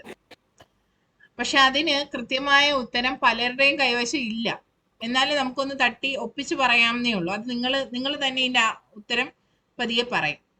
അപ്പൊ അതുപോലെ പിന്നെ അതെ അന്ന് പറഞ്ഞിരുന്നു, പിന്നെ എന്താ അന്നൊക്കെ അധ്യാപകർക്ക് ഈ പറഞ്ഞിരുന്ന പോലെ തൊഴിലെടുക്കുമ്പോൾ നമ്മൾ എന്തെങ്കിലും കൊടുക്കുക എന്നുള്ള രീതിയിൽ മാനേജ്മെന്റ് ഒക്കെയാണ് അന്ന് കൂടുതലും. അപ്പൊ അവരെന്താ ചെയ്യുക, ഒരു പറ നെല്ല് ഇങ്ങനെയൊക്കെയാണ് കൊടുക്കുന്നത്. അപ്പൊ എന്ന് മുതലാണ് ഒപ്പിട്ട് ശമ്പളമായി അധ്യാപകർ വാങ്ങാൻ തുടങ്ങിയത് എന്നൊരു ചോദ്യം എന്നോട് ചോദിച്ചിരുന്നു. അപ്പോ 1947 ഇന്ത്യ സ്വാതന്ത്ര്യമാകുന്നു. പക്ഷെ കൊളോണിയൽ സിസ്റ്റം ഇപ്പോഴും വിദ്യാഭ്യാസ രീതിയിൽ അത് അതുപോലെ തന്നെ നിലനിൽക്കുകയായിരുന്നു. അപ്പൊ വിദ്യാഭ്യാസത്തില് അപ്പോഴും ശിശു കേന്ദ്രീകൃതം ഒന്നും ആയിട്ടില്ല അല്ലേ? അവിടെ കുട്ടികളെ കാര്യമായിട്ട് പരിഗണിച്ചിട്ടോ ഒന്നുമില്ല. എല്ലാവർക്കും വിദ്യാഭ്യാസം എന്നുള്ള ആശയത്തിലേക്ക് പൂർണ്ണമായി എത്തിയിട്ടുമില്ല. ഈ ഒരു രീതിയായിരുന്നു കേരളത്തിൽ. ഇപ്പൊ കേരളത്തിന്റെ കാര്യം, ഇന്ത്യയിലെ മുഴുവൻ വിദ്യാഭ്യാസത്തെ കുറിച്ച് നമുക്ക് നോക്കണ്ട തൽക്കാലം. ഇപ്പൊ കേരളത്തിലും ഇതുപോലെ ആയിരുന്നു നിലനിന്ന് പോയിരുന്നത്. അതിനൊരു മാറ്റം വന്നത് ഇന്ന് മുതലാണ്. പിന്നെ സ്ത്രീ വിദ്യാഭ്യാസത്തെ പ്രോത്സാഹിപ്പിക്കുന്നില്ലായിരുന്നു അന്ന് മുതലേ? അതെ ഇതിനൊക്കെ ഒരു മാറ്റം വന്നത് സ്വാതന്ത്ര്യത്തിന് ശേഷമാണ്. ഇതിനൊക്കെ ഒരു മാറ്റം കേരളത്തിൽ എന്നാ ജോസഫ് മുണ്ടശ്ശേരി വിദ്യാഭ്യാസ മന്ത്രിയായ 1959 ജൂൺ കറക്റ്റ് ഡേറ്റ് അറിയില്ല. 1957 മന്ത്രിസഭയില് ജോസഫ് മുണ്ടശ്ശേരി സാർ ആരായിരുന്നു? വിദ്യാഭ്യാസ മന്ത്രിയായിരുന്നു. ചോദ്യം എന്നോട് ചോദിച്ച അടുത്ത ചോദ്യം, എത്ര പ്രൊഫസർമാർ വിദ്യാഭ്യാസ മന്ത്രി ആയിട്ടുണ്ട്? 3 പേര് 2 പേരോ? വിദ്യാഭ്യാസ മന്ത്രി 2 പേരാണ്. 2 പേര്. 3 പേര് എപ്പോഴാ വിൻസെന്റ് ടീച്ചറെ വരുന്നേ? ഇല്ല 2 പേരേ ഉള്ളൂ. വിദ്യാഭ്യാസ മന്ത്രിയെ കൂടെ കൂട്ടുകയാണെങ്കിൽ 3 പേര് വരും. അതാ ഒരു കൺഫ്യൂഷൻ. ഇപ്പൊ പ്രൊഫസർ ജോസഫ് മുണ്ടശ്ശേരി സാറും പിന്നെ ആരാ? വിപ്ലവം സൃഷ്ടിച്ച വിദ്യാഭ്യാസ മന്ത്രിയാണ് അല്ലെ? നമ്മളെ ഇങ്ങനെ മാറ്റിയെടുത്ത ഒരു വിദ്യാഭ്യാസ മന്ത്രിയാണ് ശ്രീ രവീന്ദ്രനാഥ് സാർ അല്ലെ, അദ്ദേഹത്തിനെയൊക്കെയാണ് അധ്യാപകൻ എന്ന് നമ്മൾ അക്ഷരം തെറ്റാതെ വിളിക്കേണ്ടത്. അപ്പൊ അദ്ദേഹമാണ് ഇത്രയും മാറ്റങ്ങൾ കൊണ്ടുവന്നത്. അപ്പൊ ഈ രണ്ടുപേരും, അപ്പൊ ഈ പറയുന്ന പോലെ പ്രൊഫസർ ജോസഫ് മുണ്ടശ്ശേരി സാറിനെ നമ്മള് പിന്നെ അത്രയും കാര്യമായിട്ട് നമ്മൾ നോക്കണം. അതിന്റെ കാരണം എന്ന് പറഞ്ഞാൽ പൊതുവിദ്യാലയം എന്ന ആശയം കൊണ്ടുവന്നത് ആരാണെന്ന് ചോദിച്ചാൽ അത് ജോസഫ് മുണ്ടശ്ശേരി സാറാണ്. അദ്ദേഹത്തിന്റെ ആശയമായിരുന്നു പൊതുവിദ്യാലയം. അപ്പൊ അത് നോട്ട് ചെയ്ത് വെച്ചേക്കണം കേട്ടോ. പൊതുവിദ്യാലയം എന്ന ആശയം കൊണ്ടുവന്നത് ആരാണ്, അല്ലെങ്കിൽ എന്നു മുതലാണ് പൊതുവിദ്യാലയം എന്ന സംവിധാനം വന്നത്? അന്നൊക്കെ വിദ്യാലയങ്ങൾ ഉണ്ടായിരുന്നു, അതിനൊരു മാനേജരോ എന്തെങ്കിലും ഉണ്ടാവും, ഒരു ഉന്നതനായിരിക്കും അതിനെല്ലാം നോക്കിക്കൊണ്ടിരുന്നത്, അല്ലെങ്കിൽ രാജഭരണം അതൊക്കെ ആയിക്കോട്ടെ. അതിനൊക്കെ ശേഷം കേരളത്തില് 1957 EMS മന്ത്രിസഭ വരുന്നു. EMS മന്ത്രിസഭയിലെ വിദ്യാഭ്യാസ മന്ത്രിയായി ശ്രീ ജോസഫ് മുണ്ടശ്ശേരി സാർ വരുന്നു. അദ്ദേഹമാണ് പൊതുവിദ്യാലയം എന്ന ആശയം കൊണ്ടുവരുന്നത്. അദ്ദേഹമാണ് കേരളത്തിലെ അധ്യാപകർക്ക് കൂടുതൽ ബഹുമാനം അർഹിക്കത്തക്ക രീതിയിലുള്ള പല പരിവർത്തനങ്ങളും കൊണ്ടുവന്നത്. അതായത് വിദ്യാഭ്യാസം തരുന്ന അധ്യാപകരെ ബഹുമാനിക്കാൻ, അവർക്ക് ശമ്പളം നൽകുന്ന കാര്യത്തിൽ പണമായി തന്നെ ശമ്പളം നൽകണം തുടങ്ങിയ ആനുകൂല്യങ്ങളുടെ കാര്യത്തിലൊക്കെ. കാരണം അദ്ദേഹം അധ്യാപകനായി ഇരുന്ന ആളാണ്, അദ്ദേഹത്തിന് മാത്രമേ ആ ഒരു പ്രശ്നങ്ങളെ കുറിച്ച് ധാരണയുള്ളൂ അല്ലെ. അപ്പൊ അന്ന് മുതലാണ് നമ്മുടെ കേരളത്തിൽ വലിയ മാറ്റങ്ങൾ വരുന്നത്. EMS മന്ത്രിസഭ വന്നപ്പോൾ ഭൂപരിഷ്കരണ നിയമം വന്നു. അപ്പൊ നമ്മുടെ കേരളത്തിലെ ഏറ്റവും വലിയ ശാപമായിരുന്നത് ഫ്യൂഡൽ വ്യവസ്ഥയായിരുന്നു അല്ലെ, ജന്മിത്വ വ്യവസ്ഥ അല്ലെ അശ്വതി ടീച്ചറെ? ആ ഫ്യൂഡൽ സംവിധാനം, അതിനൊരു മാറ്റം വന്നത് EMS മന്ത്രിസഭയുടെ കാലത്തായിരുന്നു. അതെങ്ങനെയാ മാറ്റം വന്നേ? എങ്ങനെയാ മാറ്റം വന്നത്? ഭൂപരിഷ്കരണ നിയമം. നമ്മള് ആലോചിക്കും ഭൂപരിഷ്കരണ നിയമവും വിദ്യാഭ്യാസവും തമ്മിൽ എന്ത് ബന്ധമായിരുന്നു ഉണ്ടായിരുന്നേന്ന്. പക്ഷെ ഇപ്പൊ നമ്മൾ ഇതെല്ലാം കൂട്ടി യോജിപ്പിച്ച് ചിന്തിക്കണം. ഭൂപരിഷ്കരണ നിയമം വന്നപ്പോഴാണ് ജന്മിത്ത വ്യവസ്ഥ അവസാനിച്ചത്. ജന്മിത്ത വ്യവസ്ഥ അവസാനിച്ചപ്പോൾ മുതലാണ് പൊതു ഇടങ്ങൾ സൃഷ്ടിക്കപ്പെട്ടത്. അന്നെല്ലാം ജന്മിമാരുടെ കയ്യിലല്ലേ വസ്തുക്കളും ഏക്കർ എല്ലാ വസ്തുവകകളും ജന്മിമാരുടെ കയ്യിൽ. അത് സാധാരണ ജനങ്ങൾക്കും കൂടെ വീതിച്ചു കൊടുക്കാൻ കാരണമായത് ഈ ഭൂപരിഷ്കരണ നിയമത്തിലൂടെ. ഒരു നിശ്ചിത അളവ് ഭൂമിക്ക് അപ്പുറത്തേക്ക് ജന്മികളുടെ കൈവശം വെക്കാൻ, ആർക്കും കൈവശം വെക്കാനുള്ള അധികാരം ഇല്ല എന്നതിനൊക്കെ വന്നതിന് ശേഷമായിരുന്നു ഇല്ലാത്തവനെല്ലാം, ഭൂമി ഇല്ലാത്ത എല്ലാ മനുഷ്യർക്കും ഭൂമി കിട്ടി. എല്ലാവർക്കും ഇവിടെ ഭൂമി ഇല്ലാത്ത ഒരൊറ്റ മനുഷ്യനും ഇല്ലാത്ത ഒരവസ്ഥയിലേക്ക് കൊണ്ടുപോയൊരു നിയമമാണ് ഭൂപരിഷ്കരണ നിയമം. അതിന് വീഴ്ചകളുണ്ട്, ഇല്ലെന്നല്ല, അതൊന്നും നമുക്ക് നോക്കണ്ട. നമ്മൾ വിദ്യാഭ്യാസവുമായി ബന്ധിപ്പിക്കുമ്പോൾ ഇത്തരത്തിൽ ഫ്യൂഡൽ വ്യവസ്ഥ അവസാനിച്ചുകൊണ്ട് പൊതു ഇടങ്ങൾ സൃഷ്ടിക്കപ്പെട്ടു. ഈ പിടിച്ചെടുത്ത ഈ ഒരു വസ്തുവകകൾ പൊതു ഇടങ്ങൾക്ക് വേണ്ടി വിനിയോഗിച്ചു. പൊതുവായിട്ടുള്ള ആശുപത്രി, പൊതു സ്കൂളുകൾ അല്ലെ. പൊതു ഇടങ്ങൾ എന്ന് പറഞ്ഞാൽ എന്താ? സർക്കാർ സ്ഥാപനങ്ങൾ, സർക്കാർ അധീനതയിലുള്ള പ്രദേശങ്ങളാക്കി മാറ്റി. അപ്പൊ അന്ന് മുതലാണ് നമ്മളുടെ പൊതു ഇടങ്ങൾ സൃഷ്ടിച്ച് പൊതുവിദ്യാലയങ്ങൾ വന്നു തുടങ്ങിയത്. അപ്പൊ ഇത്രയും കാര്യങ്ങൾ മനസ്സിലായോ? ഒരു സർക്കാർ ഇങ്ങനെയുള്ള സ്ഥാപനങ്ങൾ കൊണ്ടുവന്നപ്പോൾ അവിടെ ഒരു വിവേചനം ഇല്ലാതെ എല്ലാവർക്കും ചെന്ന് കയറാനും ഉപയോഗിക്കാനും ഒരു അവസരം. ബാക്കി അതുവരെ എന്ന് പറഞ്ഞാൽ ഓരോ പ്രത്യേക വ്യക്തികളുടെ കയ്യിലിരിക്കുമ്പോൾ അവരുടെ താല്പര്യങ്ങൾക്കനുസരിച്ച് മാത്രമേ ഓരോ ഇപ്പം ഒരാളിന് ജോലി കൊടുക്കുന്ന ആയാലും അല്ലാതെ എല്ലാ കാര്യത്തിനും അവരുടെ താല്പര്യമായിരുന്നു. ഇത് പൊതു ഇടം, അതായത് പൊതു സ്ഥാപനം ആയപ്പോൾ എല്ലാവർക്കും കയറി ചെല്ലാൻ അവസരമായി. അങ്ങനെയാണ് കേരളം പിന്നീട് പൊതുവിദ്യാലയങ്ങൾ സ്ഥാപിച്ചു. അങ്ങനെ സാക്ഷരതയിലേക്ക് മുന്നിലേക്ക് വന്നു. ആധുനിക വിദ്യാഭ്യാസത്തിൽ പിന്നീട് പല മാറ്റങ്ങൾ നമ്മൾ വരുത്തി. ആ പൊതു ഇട സൃഷ്ടിയിൽ നിന്ന് കുറെ കാലം അധ്യാപക കേന്ദ്രീകൃതമായിട്ട് നമ്മൾ വിദ്യാഭ്യാസം കൊണ്ടുപോയി. അതിനുശേഷം നമ്മൾ ഈ ലോകത്ത് നടക്കുന്ന പല ആശയങ്ങളെയും ഉൾക്കൊണ്ടുകൊണ്ട്, അന്നൊക്കെ സ്റ്റേറ്റ് ലിസ്റ്റിലായിരുന്നു വിദ്യാഭ്യാസം, പിന്നീടാണ് കൺകറന്റ് ലിസ്റ്റിലേക്ക് മാറ്റുന്നത്. വിദ്യാഭ്യാസം എപ്പോഴും സ്റ്റേറ്റ് ലിസ്റ്റിൽ ആയിരുന്നു നമുക്ക് നല്ലത്. പക്ഷെ അത് കൺകറന്റ് ലിസ്റ്റിലേക്ക് മാറ്റപ്പെട്ടു. സ്റ്റേറ്റ് ലിസ്റ്റിൽ ആക്കപ്പെടുമ്പോൾ ഉള്ള പ്രത്യേകത എന്താ? അശ്വതി ടീച്ചറിനൊക്കെ പറയാൻ പറ്റും കൂടുതൽ അല്ലേ? അശ്വതി ടീച്ചറെ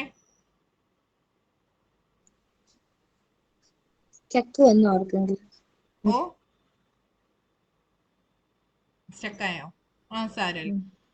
അപ്പൊ സ്റ്റേറ്റ് ലിസ്റ്റിൽ ആക്കുമായിരുന്നെങ്കിൽ ഗവൺമെന്റിന് തന്നെയാണ്, നമ്മുടെ സംസ്ഥാനത്തിന് തന്നെയാണ് വിദ്യാഭ്യാസത്തിൽ അധികാരം വരിക. അപ്പൊ അതിന്റെ എന്ത് മാറ്റമാണെങ്കിലും അത് സർക്കാർ താല്പര്യം അനുസരിച്ച് പദ്ധതികൾ നടപ്പിലാക്കാം, എല്ലാം ആസൂത്രണം ചെയ്യാം, കണ്ടന്റ് നമുക്ക് തീരുമാനിക്കത്തക്ക രീതിയിലും ഒക്കെ. അതെ, കേരളത്തിന് ആവശ്യമുള്ള രീതിയിൽ മാറ്റങ്ങൾ വരുത്താൻ കഴിയും. പക്ഷെ ഇപ്പൊ കൺകറന്റ് ലിസ്റ്റ് ആയപ്പോ കേന്ദ്ര സഹായം അല്ലെങ്കിൽ കേന്ദ്രത്തിന്റെ അനുമതിയോടുകൂടി മാത്രമേ ഇപ്പൊ ചെയ്യാൻ കഴിയുള്ളൂ. സ്റ്റേറ്റിന് മാത്രമായിട്ട് ഒരു തീരുമാനം എടുക്കാനോ ഒന്നും കഴിയില്ല. അപ്പോൾ ഓരോ ആനുകൂല്യം നൽകുന്നത് തന്നെ, വിദ്യാഭ്യാസ ആനുകൂല്യം നൽകുന്നത് തന്നെ സ്റ്റേറ്റിന് ഇത്ര ശതമാനം, സെൻട്രൽ ഇത്ര ശതമാനം, കേന്ദ്രം ഇത്ര ശതമാനം എന്നാവുമ്പോൾ അതവിടെ വിഭജിച്ച് പോകുക.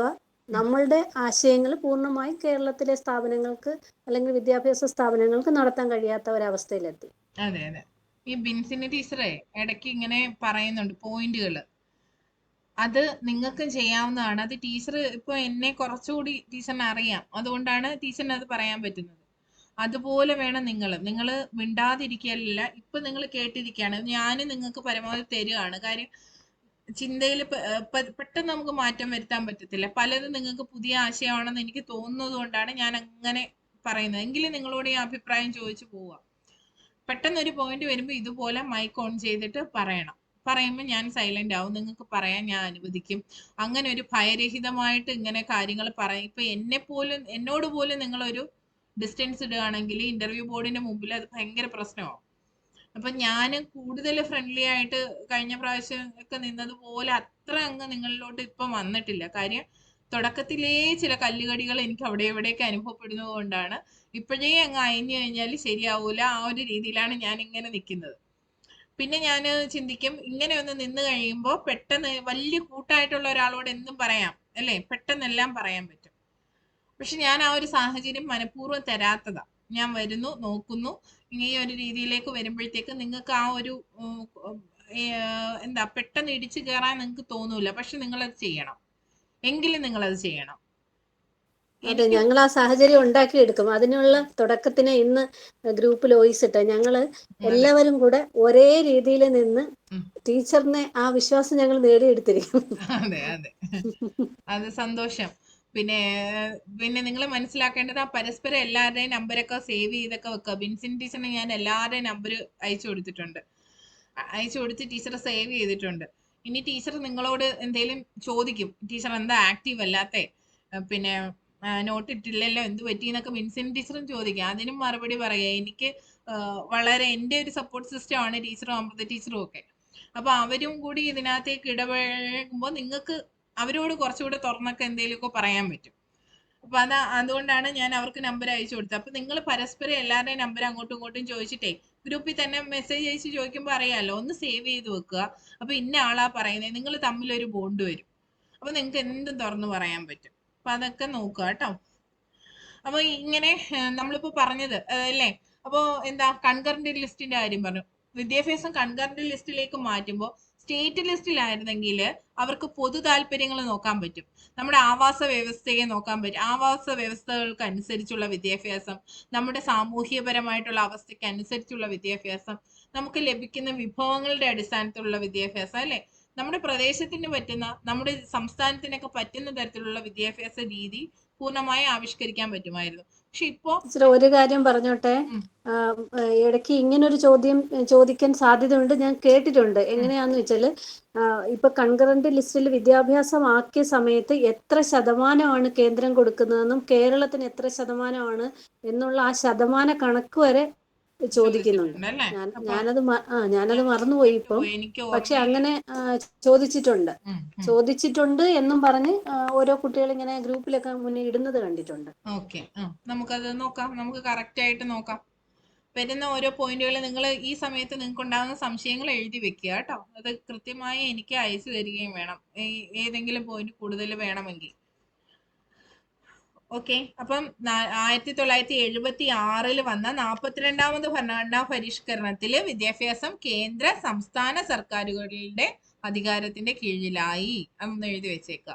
1976 42ാം ഭരണഘടനാ ഭേദഗതിയാണ്. ഇപ്പൊ കേന്ദ്ര സംസ്ഥാന സർക്കാരിന്റെ കീഴിലായി. ഇപ്പൊ രണ്ടുപേരുടെയും തുല്യമായ ഇടപെടൽ വന്നു. മിനി കോൺസ്റ്റിറ്റ്യൂഷൻ, 42ാം ഭരണഘടനാ ഭേദഗതി, മിനി കോൺസ്റ്റിറ്റ്യൂഷൻ. അപ്പൊ ചില തടസ്സങ്ങൾ വരും. നമ്മൾ പറയത്തില്ല 5 പേര് കൂടിയ പാമ്പ് ചാവൂല എന്ന് പറയുന്ന കണക്ക് 2 പേര് വന്നു. അപ്പൊ കേന്ദ്രത്തിൻ്റെതായ ചില തന്ത്രങ്ങളും നയങ്ങളും ഒക്കെ ഉണ്ടാവും. ഇപ്പൊ ഇടയ്ക്ക് വെച്ച് വലിയ വിവാദമായതാണ് ഒരു സംസ്ഥാന അല്ല ഒരു രാജ്യം ഒരു ഭാഷ അല്ലെ, ഇതൊക്കെ അടിച്ചേൽപ്പിക്കാൻ ശ്രമിക്കുകയാണ് കേന്ദ്രം. നമുക്കറിയാം നമ്മുടെ തലസ്ഥാന നഗരി അറിയാം, പിന്നെ നമ്മുടെ രാഷ്ട്രീയം അറിയാം അല്ലെ. എപ്പോഴും പാർലമെന്റിൽ കൂടുതൽ ഹിന്ദി സംസാരിക്കുന്ന ആളുകളാണ്.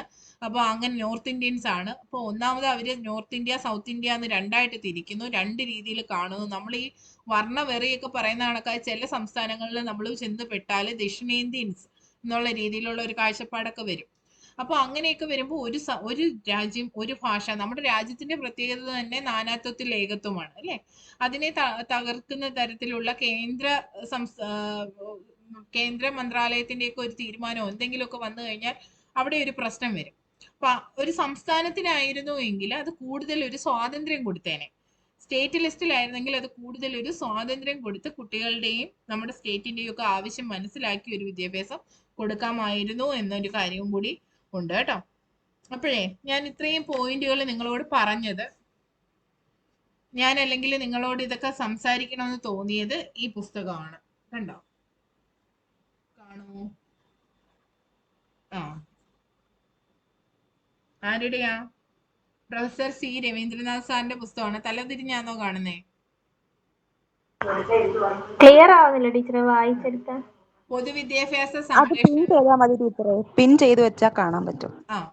പൊതുവിദ്യാലയ സംരക്ഷണം, പ്രസക്തിയും പ്രാധാന്യവും എന്നുള്ള പുസ്തകമാണ് കേട്ടോ. കാണാമോ? ഇപ്പൊ ക്ലിയർ ആയിട്ട് കാണാം.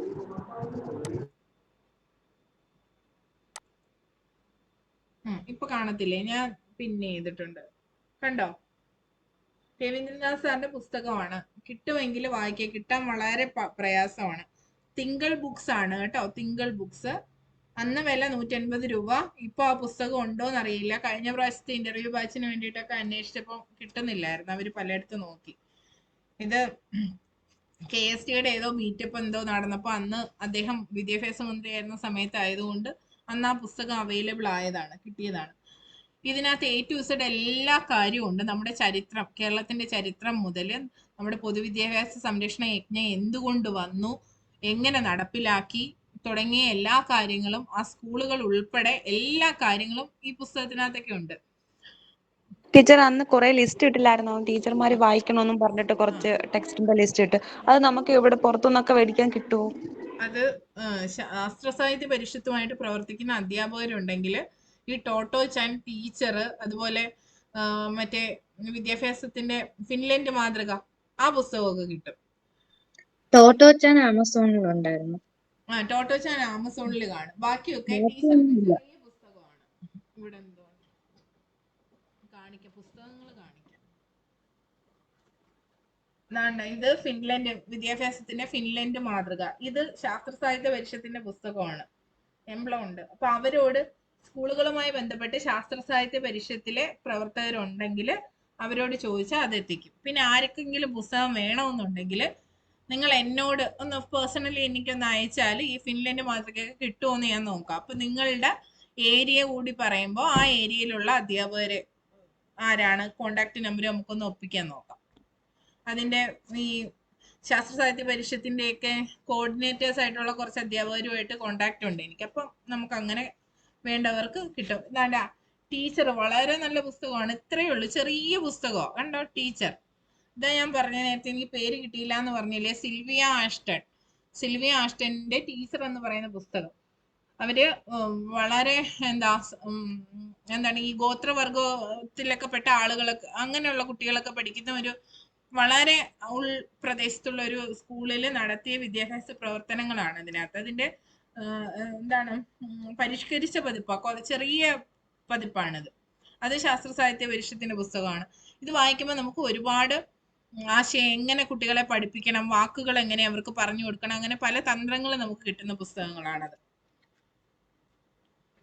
ഈ പുസ്തകത്തിനോടൊപ്പം തന്നെ നമ്മൾ KER വായിക്കണം എന്നും ഇങ്ങനെ പറയുമല്ലോ, കേരള എഡ്യൂക്കേഷൻ ഉണ്ട്, ഹാൻഡ് ബുക്കുകളുടെ ഫ്രണ്ടിലുണ്ട്. ഇപ്പൊ നമുക്ക് 2023 അല്ലെ, 2023 അല്ലെ KER അല്ല, കേരള കരിക്കുലം ഫ്രെയിംവർക്ക് KCF അല്ലേ, അത് നോക്കണം. KCF മറ്റത് KER കേരള എഡ്യൂക്കേഷൻ റൂള്. അത് ഹാൻഡ് ബുക്കിനകത്ത് ഇല്ലെന്ന് തോന്നുന്നു, ഫ്രണ്ടിൽ ഇല്ല. അല്ലാതെ ഇല്ല അതല്ലാതെ ഉള്ളൂ. നോട്ട് എനിക്ക് തോന്നുന്നു ഇവിടെ ഉണ്ടാവും. കാണുമായിരിക്കും. ഞാൻ നോക്കട്ടെ, നോക്കിയിട്ട് നമുക്ക് അതിൽ നിന്ന് എന്തെങ്കിലും നല്ല പോയിന്റ് കിട്ടുവാണെങ്കിൽ എടുക്കാം. ഇനി ഞാനേ ഇന്ന് ക്ലാസ് തുടങ്ങുന്ന സമയത്ത് അശ്വതി ടീച്ചറുമായിട്ട് സംസാരിച്ചുകൊണ്ടിരുന്നപ്പോൾ പറഞ്ഞു മോൻ ഇങ്ങനെ കാർട്ടൂൺ ഒക്കെ കാണുമെന്ന് പറഞ്ഞു. എന്റെ മോനും കാണും, ഫോണൊക്കെ കാണും. അപ്പൊ ഞാൻ നിങ്ങളോടല്ലാതെ ഇപ്പൊ ഈ ടോപ്പിക്കിൽ നിന്ന് മാറി നിങ്ങൾക്കൊന്ന് ആക്റ്റീവ് ആവാൻ വേണ്ടി, വിർച്വൽ ഓട്ടിസം എന്ന് പറയുന്ന കാര്യം ഇപ്പം ചർച്ച ചെയ്യപ്പെടുന്നുണ്ട്. വിർച്വൽ ഓട്ടിസം, അതിനെ കുറിച്ചൊന്ന് പറയാമോ ജോളി ടീച്ചറെ? അനങ്ങാതിരിക്കുവോ താടിക്ക് കൈയും കൊടുത്ത്? ഈ പറയുന്ന ടോപ്പിക് എല്ലാം എനിക്ക് പുതിയതാണ്. എവറിത്തിങ് എനിക്ക് ഇതിനെ കുറിച്ച് എല്ലാവരും പറയുന്ന പോയിന്റ് എല്ലാം ഞാൻ വളരെ കൃത്യമായിട്ട് കേൾക്കുന്നത്. കാരണം ഇതൊക്കെ ഞാൻ കേട്ടിട്ട് പോലും ഇല്ലാത്ത കാര്യങ്ങളാണ്. പറഞ്ഞപ്പോൾ അതുകൊണ്ട് ഞാൻ പറയാൻ പറ്റുന്ന ഒരു ടോപ്പിക്ക് തന്നെ, എനിക്ക് മനസ്സിലാവുന്നുണ്ട്. ഓട്ടിസം കേട്ടിട്ടുണ്ട്, അതിന്റെ പക്ഷേ ഈ വെർച്വൽ ഓട്ടിസം പത്രത്തിലും എല്ലാം വരുന്നുണ്ട്. അതായത് ഫോൺ അമിതമായി ഉപയോഗിക്കുന്നുണ്ട്. ഞാൻ കണ്ടിരുന്നു ടീച്ചറെ. പറഞ്ഞോ അനുഷ ടീച്ചർ പറയാം. വീഡിയോ ഓൺ ചെയ്തേ.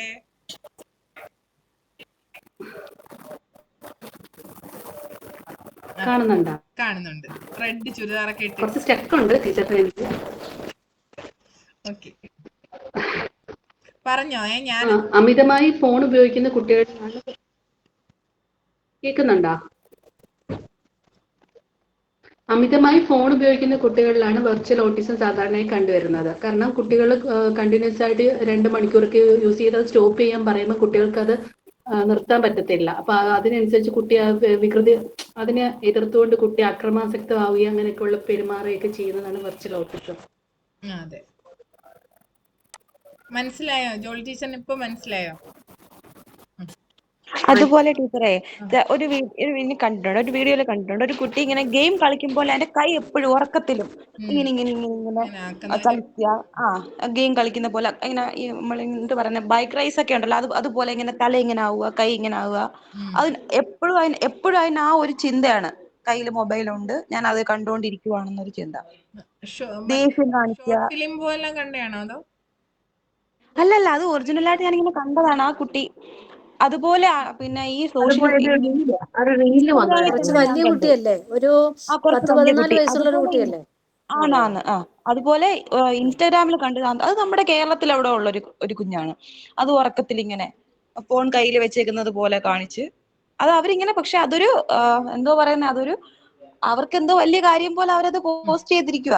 പക്ഷെ നമുക്കത് കാണുമ്പോൾ സങ്കടമാണത്. അല്ല, എത്രത്തോളം നമ്മുടെ തിരക്കുകൾ വരുമ്പോഴേ അതാ വലിയ കുട്ടി മെന്റൽ പ്രശ്നമായി ആ രീതിയിലിരിക്കുക, മാറാൻ പറ്റാത്ത. അങ്ങനെ അതിനകത്ത് എനിക്ക് മനസ്സിലായത്. അപ്പൊ നമ്മളോട് ചോദിക്കാൻ സാധ്യതയുണ്ട്, വെർച്വൽ ഓട്ടിസം എന്ന് കേട്ടിട്ടുണ്ടോ? എന്താണ് വെർച്വൽ ഓട്ടിസം? എന്തൊക്കെയാണ് അതിന് പരിഹാരമായിട്ട് നമുക്ക് നിർദ്ദേശിക്കാൻ കഴിയുക? ഇങ്ങനൊരു ചോദ്യം നമുക്ക് വരാൻ സാധ്യതയുണ്ട്. അപ്പം വെർച്വൽ ഓട്ടിസം എന്താണെന്ന് ഇപ്പം ടീച്ചർ പറഞ്ഞപ്പോൾ, അനുഷ ടീച്ചർ പറഞ്ഞപ്പോൾ എല്ലാവർക്കും മനസ്സിലായി. അതായത് അമിതമായി മൊബൈൽ ഫോൺ ഉപയോഗിക്കുക. അത് ഗെയിമിങ്ങിനാവാം, യൂട്യൂബ് ആവാം, കാർട്ടൂൺ ആവാം, എന്ത് തന്നെ ആയിക്കോട്ടെ. മൊബൈൽ ഫോണും മറ്റ് സ്ക്രീനുകൾ ഏറ്റവും കൂടുതലായിട്ട് ഉപയോഗിച്ച് അതിന് അഡിക്റ്റ് ആയി കഴിയുമ്പോൾ കുട്ടികൾക്കുണ്ടാവുന്ന അവസ്ഥയാണത്. അതായത് ഒരുപാട് ആക്ടിവിറ്റിയിൽ ഇങ്ങനെ ചെയ്യാനായിട്ട് ഇങ്ങനെ വ്യഗ്രത ഉള്ള കുട്ടികളെ നമ്മൾ ഒരു ഫ്രെയിമിലേക്ക് അങ്ങ് ഒതുക്കി വെക്കുക. അപ്പൊ അവരുടെ ചിന്തയിൽ മൊത്തം ഇതേ ഉള്ളൂ, എന്താണ്, ഫോണ് അല്ലെങ്കിൽ ലാപ്ടോപ്പ് സ്ക്രീന്, ഇങ്ങനെയുള്ള കാര്യങ്ങൾ മാത്രമേ ഉള്ളൂ. അവർക്ക് അതിനപ്പുറത്തേക്ക് മറ്റൊന്നുമായിട്ട് ഇടപഴകാനോ ഒന്നിനുമുള്ള താല്പര്യമോ ഒന്നുമില്ല. ഇങ്ങനെയുള്ള കുട്ടികളുടെ ചിന്താശേഷി എന്ത് ചെയ്യും? വികസിക്കുമോ? ഇല്ല, ചിന്താശേഷി കുറയുക ചെയ്യത്തുള്ളൂ. നമ്മൾ ഉപയോഗിക്കാതിരിക്കുമ്പോൾ, ഒരു ഉപകരണം ഉപയോഗിക്കാതിരിക്കുമ്പോൾ അത് തുരുമ്പടിക്കുന്നത് പോലെ നമ്മളുടെ ബ്രെയിൻ ഡെവലപ്പ് ചെയ്യാതെ പോകും. കുട്ടികളുടെ ബ്രെയിൻ ഡെവലപ്മെന്റ് ഏറ്റവും കൂടുതലുള്ള സമയമാണ് ഈ ചെറിയ പ്രായം, അല്ലെ? 7-8 വയസ്സൊക്കെ ഉള്ള സമയത്ത് ഇത് 7 വയസ്സിനുള്ളിൽ ഇത് കണ്ടെത്തി ചികിത്സിച്ചില്ല, അല്ലെങ്കിൽ അതിന് വേണ്ട ചികിത്സയല്ല, അതിന് വേണ്ട ട്രെയിനിങ്ങുകളൊക്കെ ആയിരിക്കും. ഇതൊന്നും കൊടുത്തില്ല എന്നുണ്ടെങ്കിൽ അത് പെർമനന്റ് ആയി പോവുകയും കുട്ടികളെ അത് വല്ലാതെ ബാധിക്കുകയും ചെയ്യും.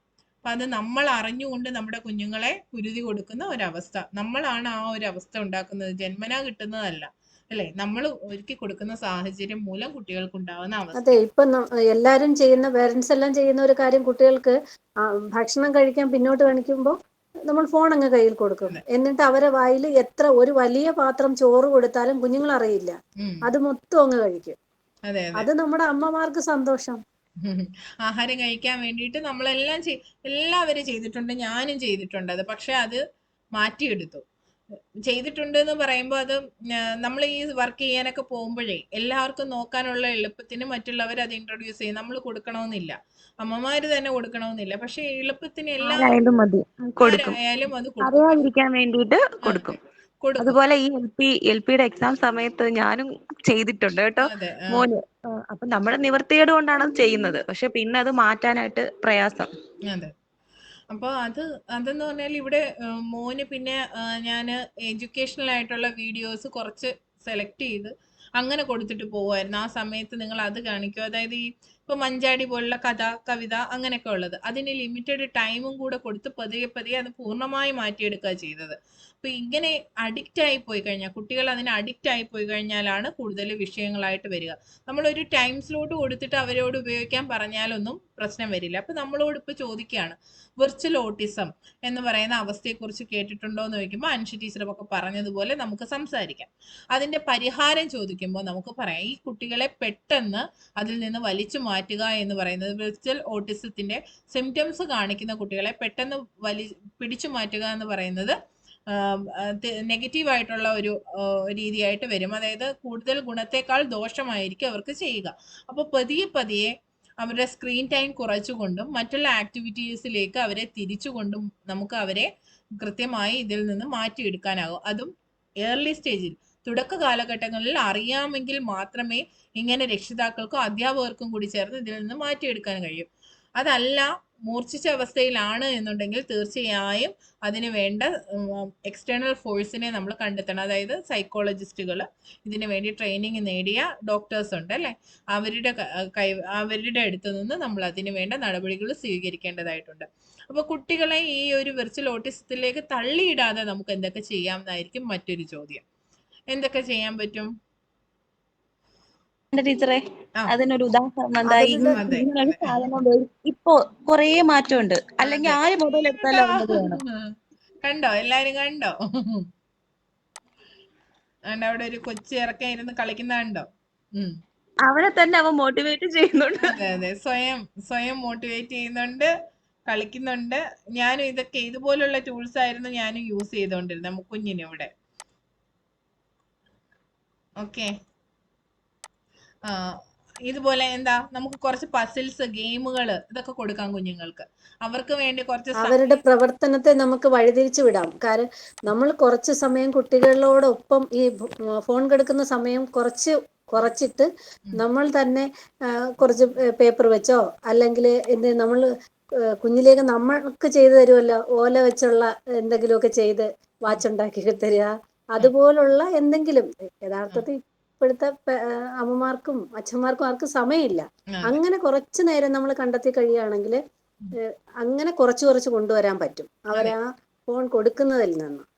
കുട്ടികളുടെ കൂടെ രക്ഷിതാക്കൾ കളിക്കുക, അവർക്ക് വേണ്ടിയിട്ടുള്ള മറ്റ് ആക്ടിവിറ്റീസ് കണ്ടെത്തുക. കുഞ്ഞുങ്ങൾക്ക് ഈ മണ്ണിലൊക്കെ കളിക്കാൻ വളരെ ഇഷ്ടമാണ്. പക്ഷെ നമ്മൾ പലരും എന്ത് ചെയ്യില്ല, കുട്ടികളെ അതിന് വേണ്ടിയിട്ട് വിടാറില്ല, മണ്ണിൽ കളിക്കാനൊന്നും അനുവദിക്കാറില്ല. അതിനൊക്കെ മാറ്റം വരണം അല്ലേ? ഞാനിവിടെ കുഞ്ഞിന് അവന്റെ ചെറിയ സമയത്ത് അവന് ചെറിയൊരു കുഞ്ഞൊരു തൂമ്പ ഉണ്ടായിരുന്നു. അതുകൊണ്ട് അവൻ ഇങ്ങനെ കിളക്കാനൊക്കെ ഇങ്ങനെ നിൽക്കുമായിരുന്നു. വളരെ ചെറിയ പ്രായത്തിലാണ്. ചാണകമൊക്കെ ഇങ്ങനെ വാരും, ചാണകമൊക്കെ ചെടിക്ക് കൊണ്ടിടും. എന്നിട്ട് പറയും ഇങ്ങനെ, ചെടിയുടെ ഫുഡാണ്, ചെടിയുടെ ആഹാരമാണെന്ന് പറയും. വെള്ളം പിന്നെ ചെടിക്ക് കുടിക്കണ്ടേന്ന് പറയും. അപ്പൊ ഇതൊക്കെ അവര് പറയുന്നേ ഇങ്ങനെ, അവരിറങ്ങി നടന്ന് അവരിതൊക്കെ ചെയ്ത് മണ്ണിനോട് കളിച്ച് അങ്ങനെ വളരുന്ന കുട്ടികൾ കൂടുതൽ സന്തോഷമുള്ളവരായിരിക്കും. അവർക്ക് ഈ ഫോണിന്റെ കാര്യമോ ഒന്നുമില്ല, 4 ചുവരിൽ അവരെ ഒതുക്കേണ്ടി വരുന്നില്ല. അതുപോലെ പിയർ ഗ്രൂപ്പുമായിട്ട് കളിക്കാനുള്ള അവസരം കൊടുക്കാം. അങ്ങനെ ഒരു സാഹചര്യം ഇല്ല, ഇപ്പൊ ഫ്ലാറ്റിലൊക്കെയാണ്, അല്ലെങ്കിൽ കളി സ്ഥലങ്ങളില്ലെങ്കിൽ വീട്ടിനകത്ത് തന്നെ ഇൻഡോർ ഗെയിംസ് എന്തെല്ലാം കളിക്കാം അല്ലേ? അവർക്ക് സ്വയം കളിക്കാനുള്ള പിന്നെ അവസരം നമുക്ക് ഉണ്ടാക്കി കൊടുക്കാം. കുഞ്ഞൊരു ബോൾ വെച്ചിട്ട് അവർക്ക് ഉരുട്ടി കളിക്കാനുള്ള ഒരു അവസരം കൊടുക്കാം. അങ്ങനെ അവർക്ക് താല്പര്യമുള്ള ഒരേ ഗെയിമിംഗ് മെത്തേഡ് തന്നെ യൂസ് ചെയ്യാതെ അവർക്ക് താല്പര്യം വരുന്ന തരത്തിൽ പല പ്രവർത്തനങ്ങൾ കൊടുത്തുകൊണ്ട് അവരെ മാറ്റിയെടുക്കുക. അതുപോലെ ചിന്തിപ്പിക്കുന്ന തരത്തിലുള്ള ഗെയിമുകൾ വേണം കുഞ്ഞുങ്ങൾക്ക് വേണ്ടി നമ്മൾ സെലക്ട് ചെയ്യാനായിട്ട്. ഇപ്പൊ ടീച്ചറിന്റെ മോൻ ഇപ്പൊ ചെയ്തോണ്ടിരുന്നത് പോലെ അത് പിന്നെ വലിപ്പം വ്യത്യാസം വെച്ചിട്ട് ഇങ്ങനെ അടുക്കി വെക്കുന്ന ഒരു സംഭവം ഉണ്ടല്ലോ, റിങ്, അങ്ങനെ എന്തോ പേര്. ഉണ്ട് അതിന്റെ പേര് ഞാനും മറന്നുപോയി.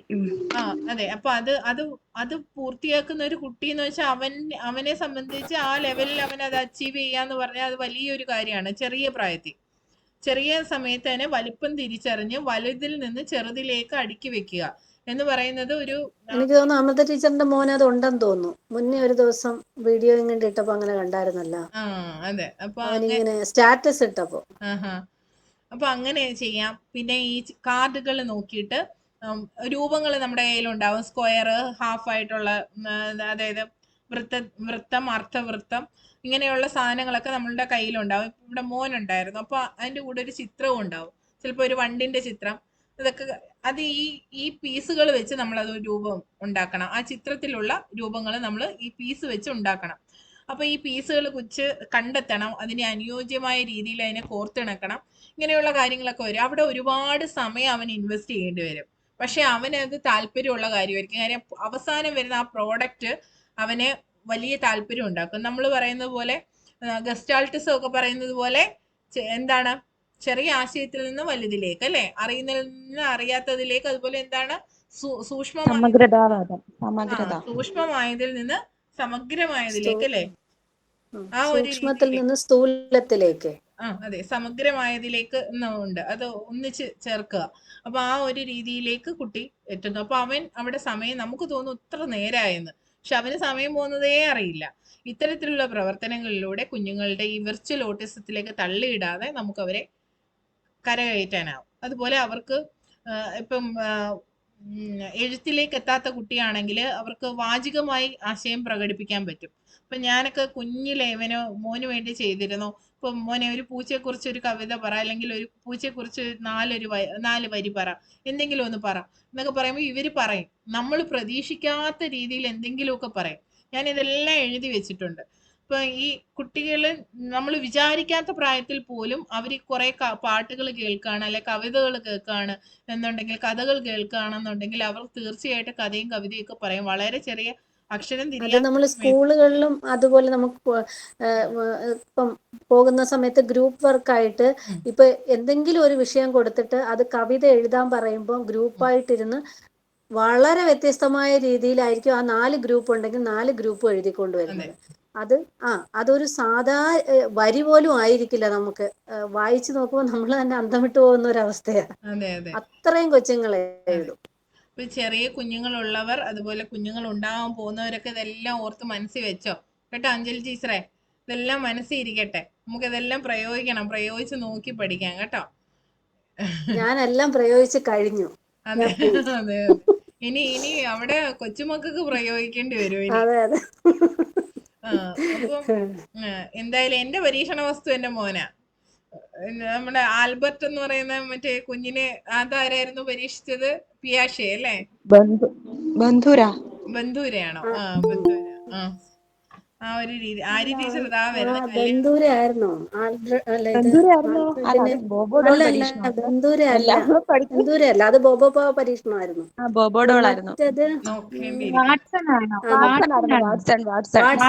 ഏകദേശം എല്ലാരും അതിനെ നമുക്ക് നോക്കിട്ട് പറയാം കേട്ടാ. ആര്യ ടീച്ചറെ കല്യാണം കൊണ്ടിട്ട് വന്നോ?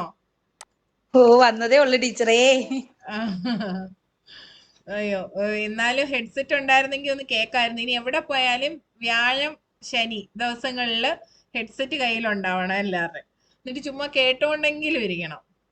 ടീച്ചറെ മോള് കയ്യിലായി പോയി. അത് സാരമില്ല, അത് നേരത്തെ ആലോചിക്കണം. അയ്യോ, സന്തോഷായിട്ട് ഒരു ദിവസം സന്തോഷമായിട്ട് ഒന്നല്ല 2-3 ദിവസം എടുത്തല്ലേ? ചോറുടുപ്പും കൂടെ ആയിരുന്നു മോള. ഓക്കെ. അപ്പൊ പിന്നെ സാരമില്ല, റെക്കോർഡഡ് ക്ലാസ് വരും. 9 മണിയായി. എല്ലാം കഴിഞ്ഞപ്പോഴേ ആള് വന്നത്, എന്നാലും വന്നല്ലോ. അപ്പം ഇതുപോലെ കുട്ടികളുടെ മാനസികാരോഗ്യം എന്ന് പറയുന്ന ഒരു ആശയവും ഈ വിർച്വൽ ഓട്ടിസത്തെ കുറിച്ച് പറയുമ്പോൾ നമുക്ക് അതും പറയേണ്ടി വരും. മാനസികാരോഗ്യം, കുട്ടികളുടെ മാനസികാരോഗ്യം നിലനിർത്തുക എന്നുള്ളത് രക്ഷിതാവിൻ്റെയും മാത്രം കടമയല്ല, അധ്യാപകരുടെയും കൂടിയാണ്. കുട്ടിയുടെ പ്രശ്നങ്ങൾ തിരിച്ചറിഞ്ഞ് അവനെ ഹെൽപ്പ് ചെയ്യുക എന്നുള്ളതാണ് നമ്മൾ അധ്യാപകരുടെ കടമ എന്ന് പറയുന്നത്. അപ്പൊ ഇന്നത്തെ ക്ലാസ് ഒരു നഷ്ടമായോ? ഒരിക്കലും ഇല്ല. ഇല്ല ഇല്ല, ഒരു ക്ലാസ്സും ഒരു ചെറിയ നമ്മുടെ വർത്തമാനം പോലും നഷ്ടമല്ല. Thank you. എനിക്ക് പക്ഷെ അത്ര ഒരു തൃപ്തി എല്ലാവരുടെ ഭാഗത്തുനിന്ന് എല്ലാരും ഹാപ്പി ആണോ എന്നുള്ളതിനെ കുറിച്ച് എനിക്ക് ഡൗട്ട് ഉണ്ട്. അതാണ് എന്റെ അവസ്ഥ. അൻഷി ടീച്ചറെ ഓക്കെ ആണോ? പകുതിക്കാ കേറിയേ, ഓഫ് ചെയ്ത് പോയി, ഓടിപ്പോയി. ജോളി ടീച്ചർ ഇടയ്ക്കിടയ്ക്ക് ഒരാൾ വന്ന് തല കാണിക്കുന്നുണ്ടല്ലോ, കൈയും കാലും ഒക്കെ. എന്റെ മോളാണ്, എന്റെ മോള് പറയുന്നുണ്ട് വന്നിട്ട് എന്തെങ്കിലും ഒന്ന് പറയാൻ. ഓ, ഇപ്പൊ തിരിച്ചടിക്കാനുള്ള സമയമാണല്ലോ. അല്ല, എല്ലാരും സംസാരിക്കുന്നുണ്ടല്ലോ, അമ്മ എന്തെങ്കിലും ഒന്ന് പറയാന്ന് പറഞ്ഞിട്ട് പോവായിരുന്നു. ആ, അമ്മ പറയാം. അമ്മ കഴിഞ്ഞ ക്ലാസ്സിലൊക്കെ നന്നായിട്ട് പറഞ്ഞുകൊണ്ടിരുന്ന, അപ്പൊ വയ്യാത്തോണ്ട.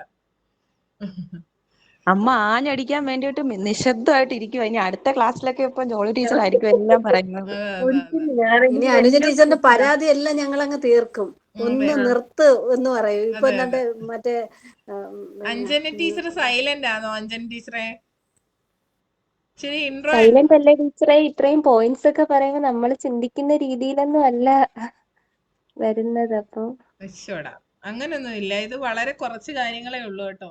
ഇങ്ങനൊന്നും അല്ല. ഇതിന്റെ ഉദ്ദേശം എന്ന് പറഞ്ഞാൽ നിങ്ങളെ പേടിപ്പിക്കുക അല്ലെങ്കിൽ വേറൊന്നും അല്ല.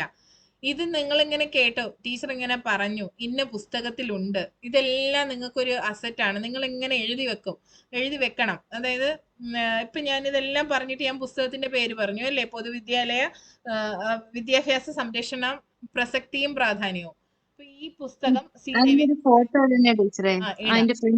ഇടാം. അപ്പൊ ഇന്നത്തെ ക്ലാസ്സിന്റെ അവിടെ നിങ്ങൾക്ക് ആ പോയിന്റ് കൂടെ എഴുതി വെക്കാം. ഇന്ന പുസ്തകത്തിൽ നിന്നാണ് ടീച്ചർ പറഞ്ഞത്, അത് വായിച്ചത് ഞാനാണ്, വായിച്ചത് അനുജ ടീച്ചർ ആണെങ്കിലും കിട്ടിയത് നിങ്ങൾക്കാണ് അല്ലേ. നിങ്ങൾക്കത് പറയാം, ഇന്റർവ്യൂവറിന് അറിയത്തില്ല നിങ്ങൾ ആ പുസ്തകം വായിച്ചില്ല എന്ന്. അതുകൊണ്ടാണ് ഞാൻ ആ പുസ്തകം ഉൾപ്പെടെ. ടീച്ചറെ, ആ പുസ്തകത്തിനെ കുറിച്ച് വേറെന്തെങ്കിലും കാര്യങ്ങൾ ചോദിച്ചാലോ?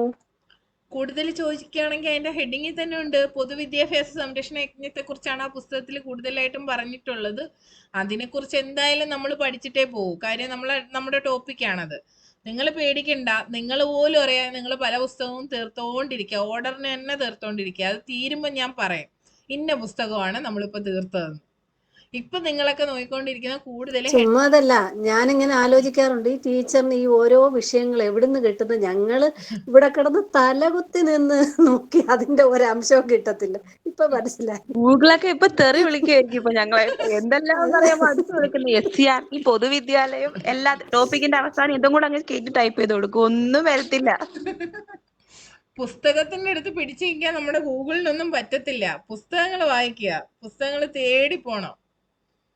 അതുപോലെ ഞാൻ രാവിലെ മുതൽ വൈകുന്നവരെ തപ്പിയിട്ട് കിട്ടാതെ വരുമ്പോ വൈകിട്ട് മോൻ വരുമ്പോഴത്തേക്ക് അവന്റെ കൊടുത്തിട്ട് ഇത് ക്വസ്റ്റ്യൻ കൊടുക്കും. അന്നേരം അവൻ എങ്ങനെയും തപ്പിയെടുത്തു. ചാറ്റ് GPT ഉപയോഗിക്കണം. എന്റെ ബെസ്റ്റ് ഫ്രണ്ട് ആണ് chat GPT.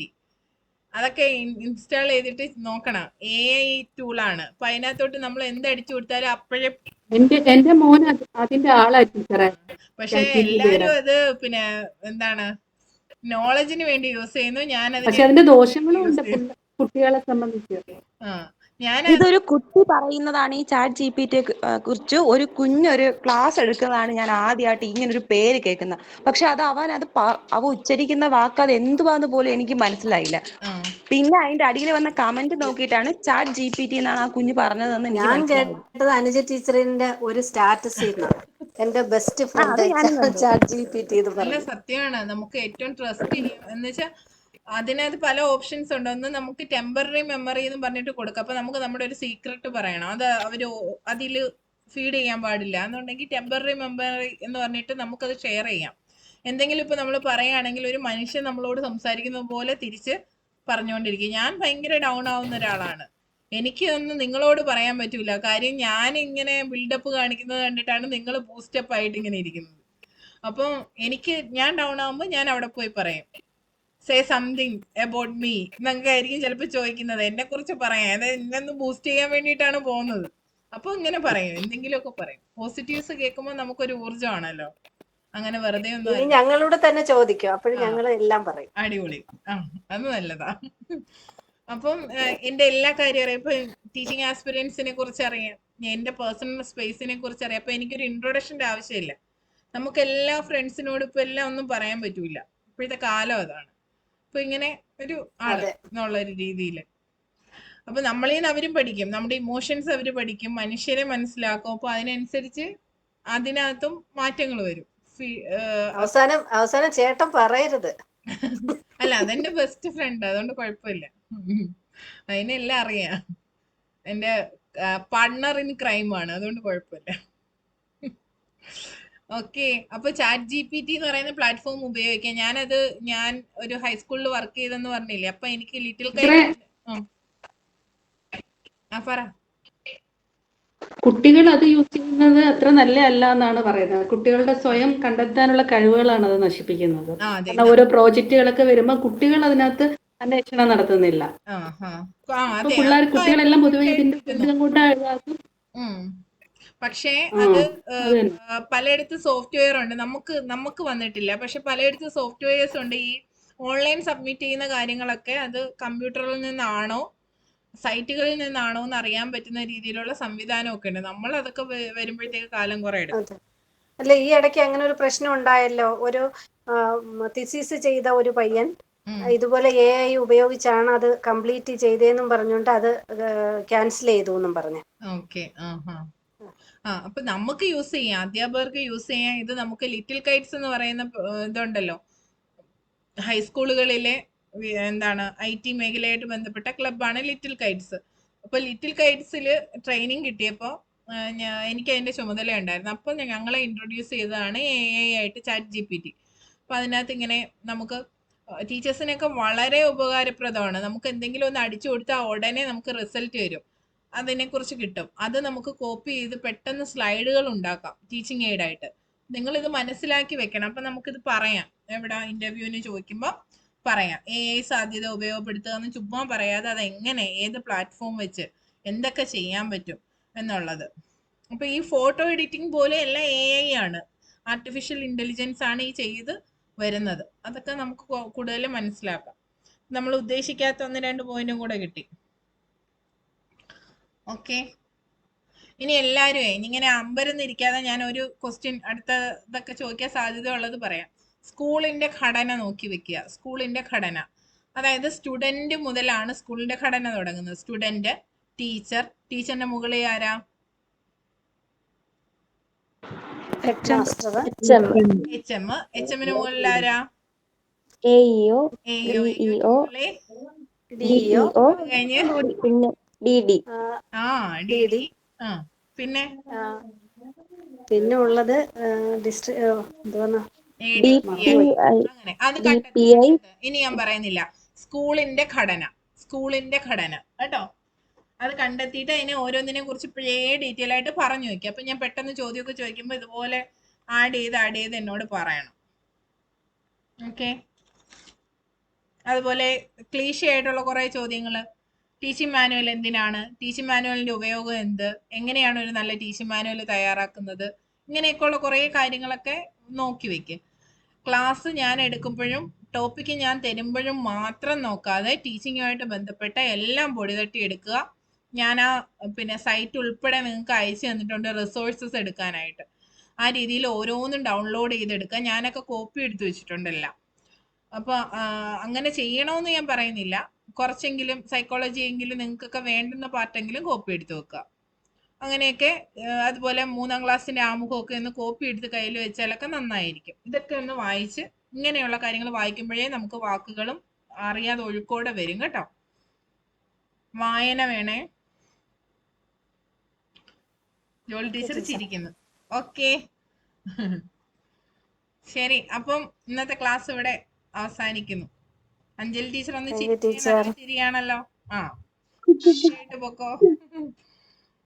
Anjali teacher of ചെയ്തിട്ട് പോയി. ഓക്കെ, സാരമില്ല, എല്ലാരും പൊക്കോ. ബൈ. Okay teacher. ഓക്കെ.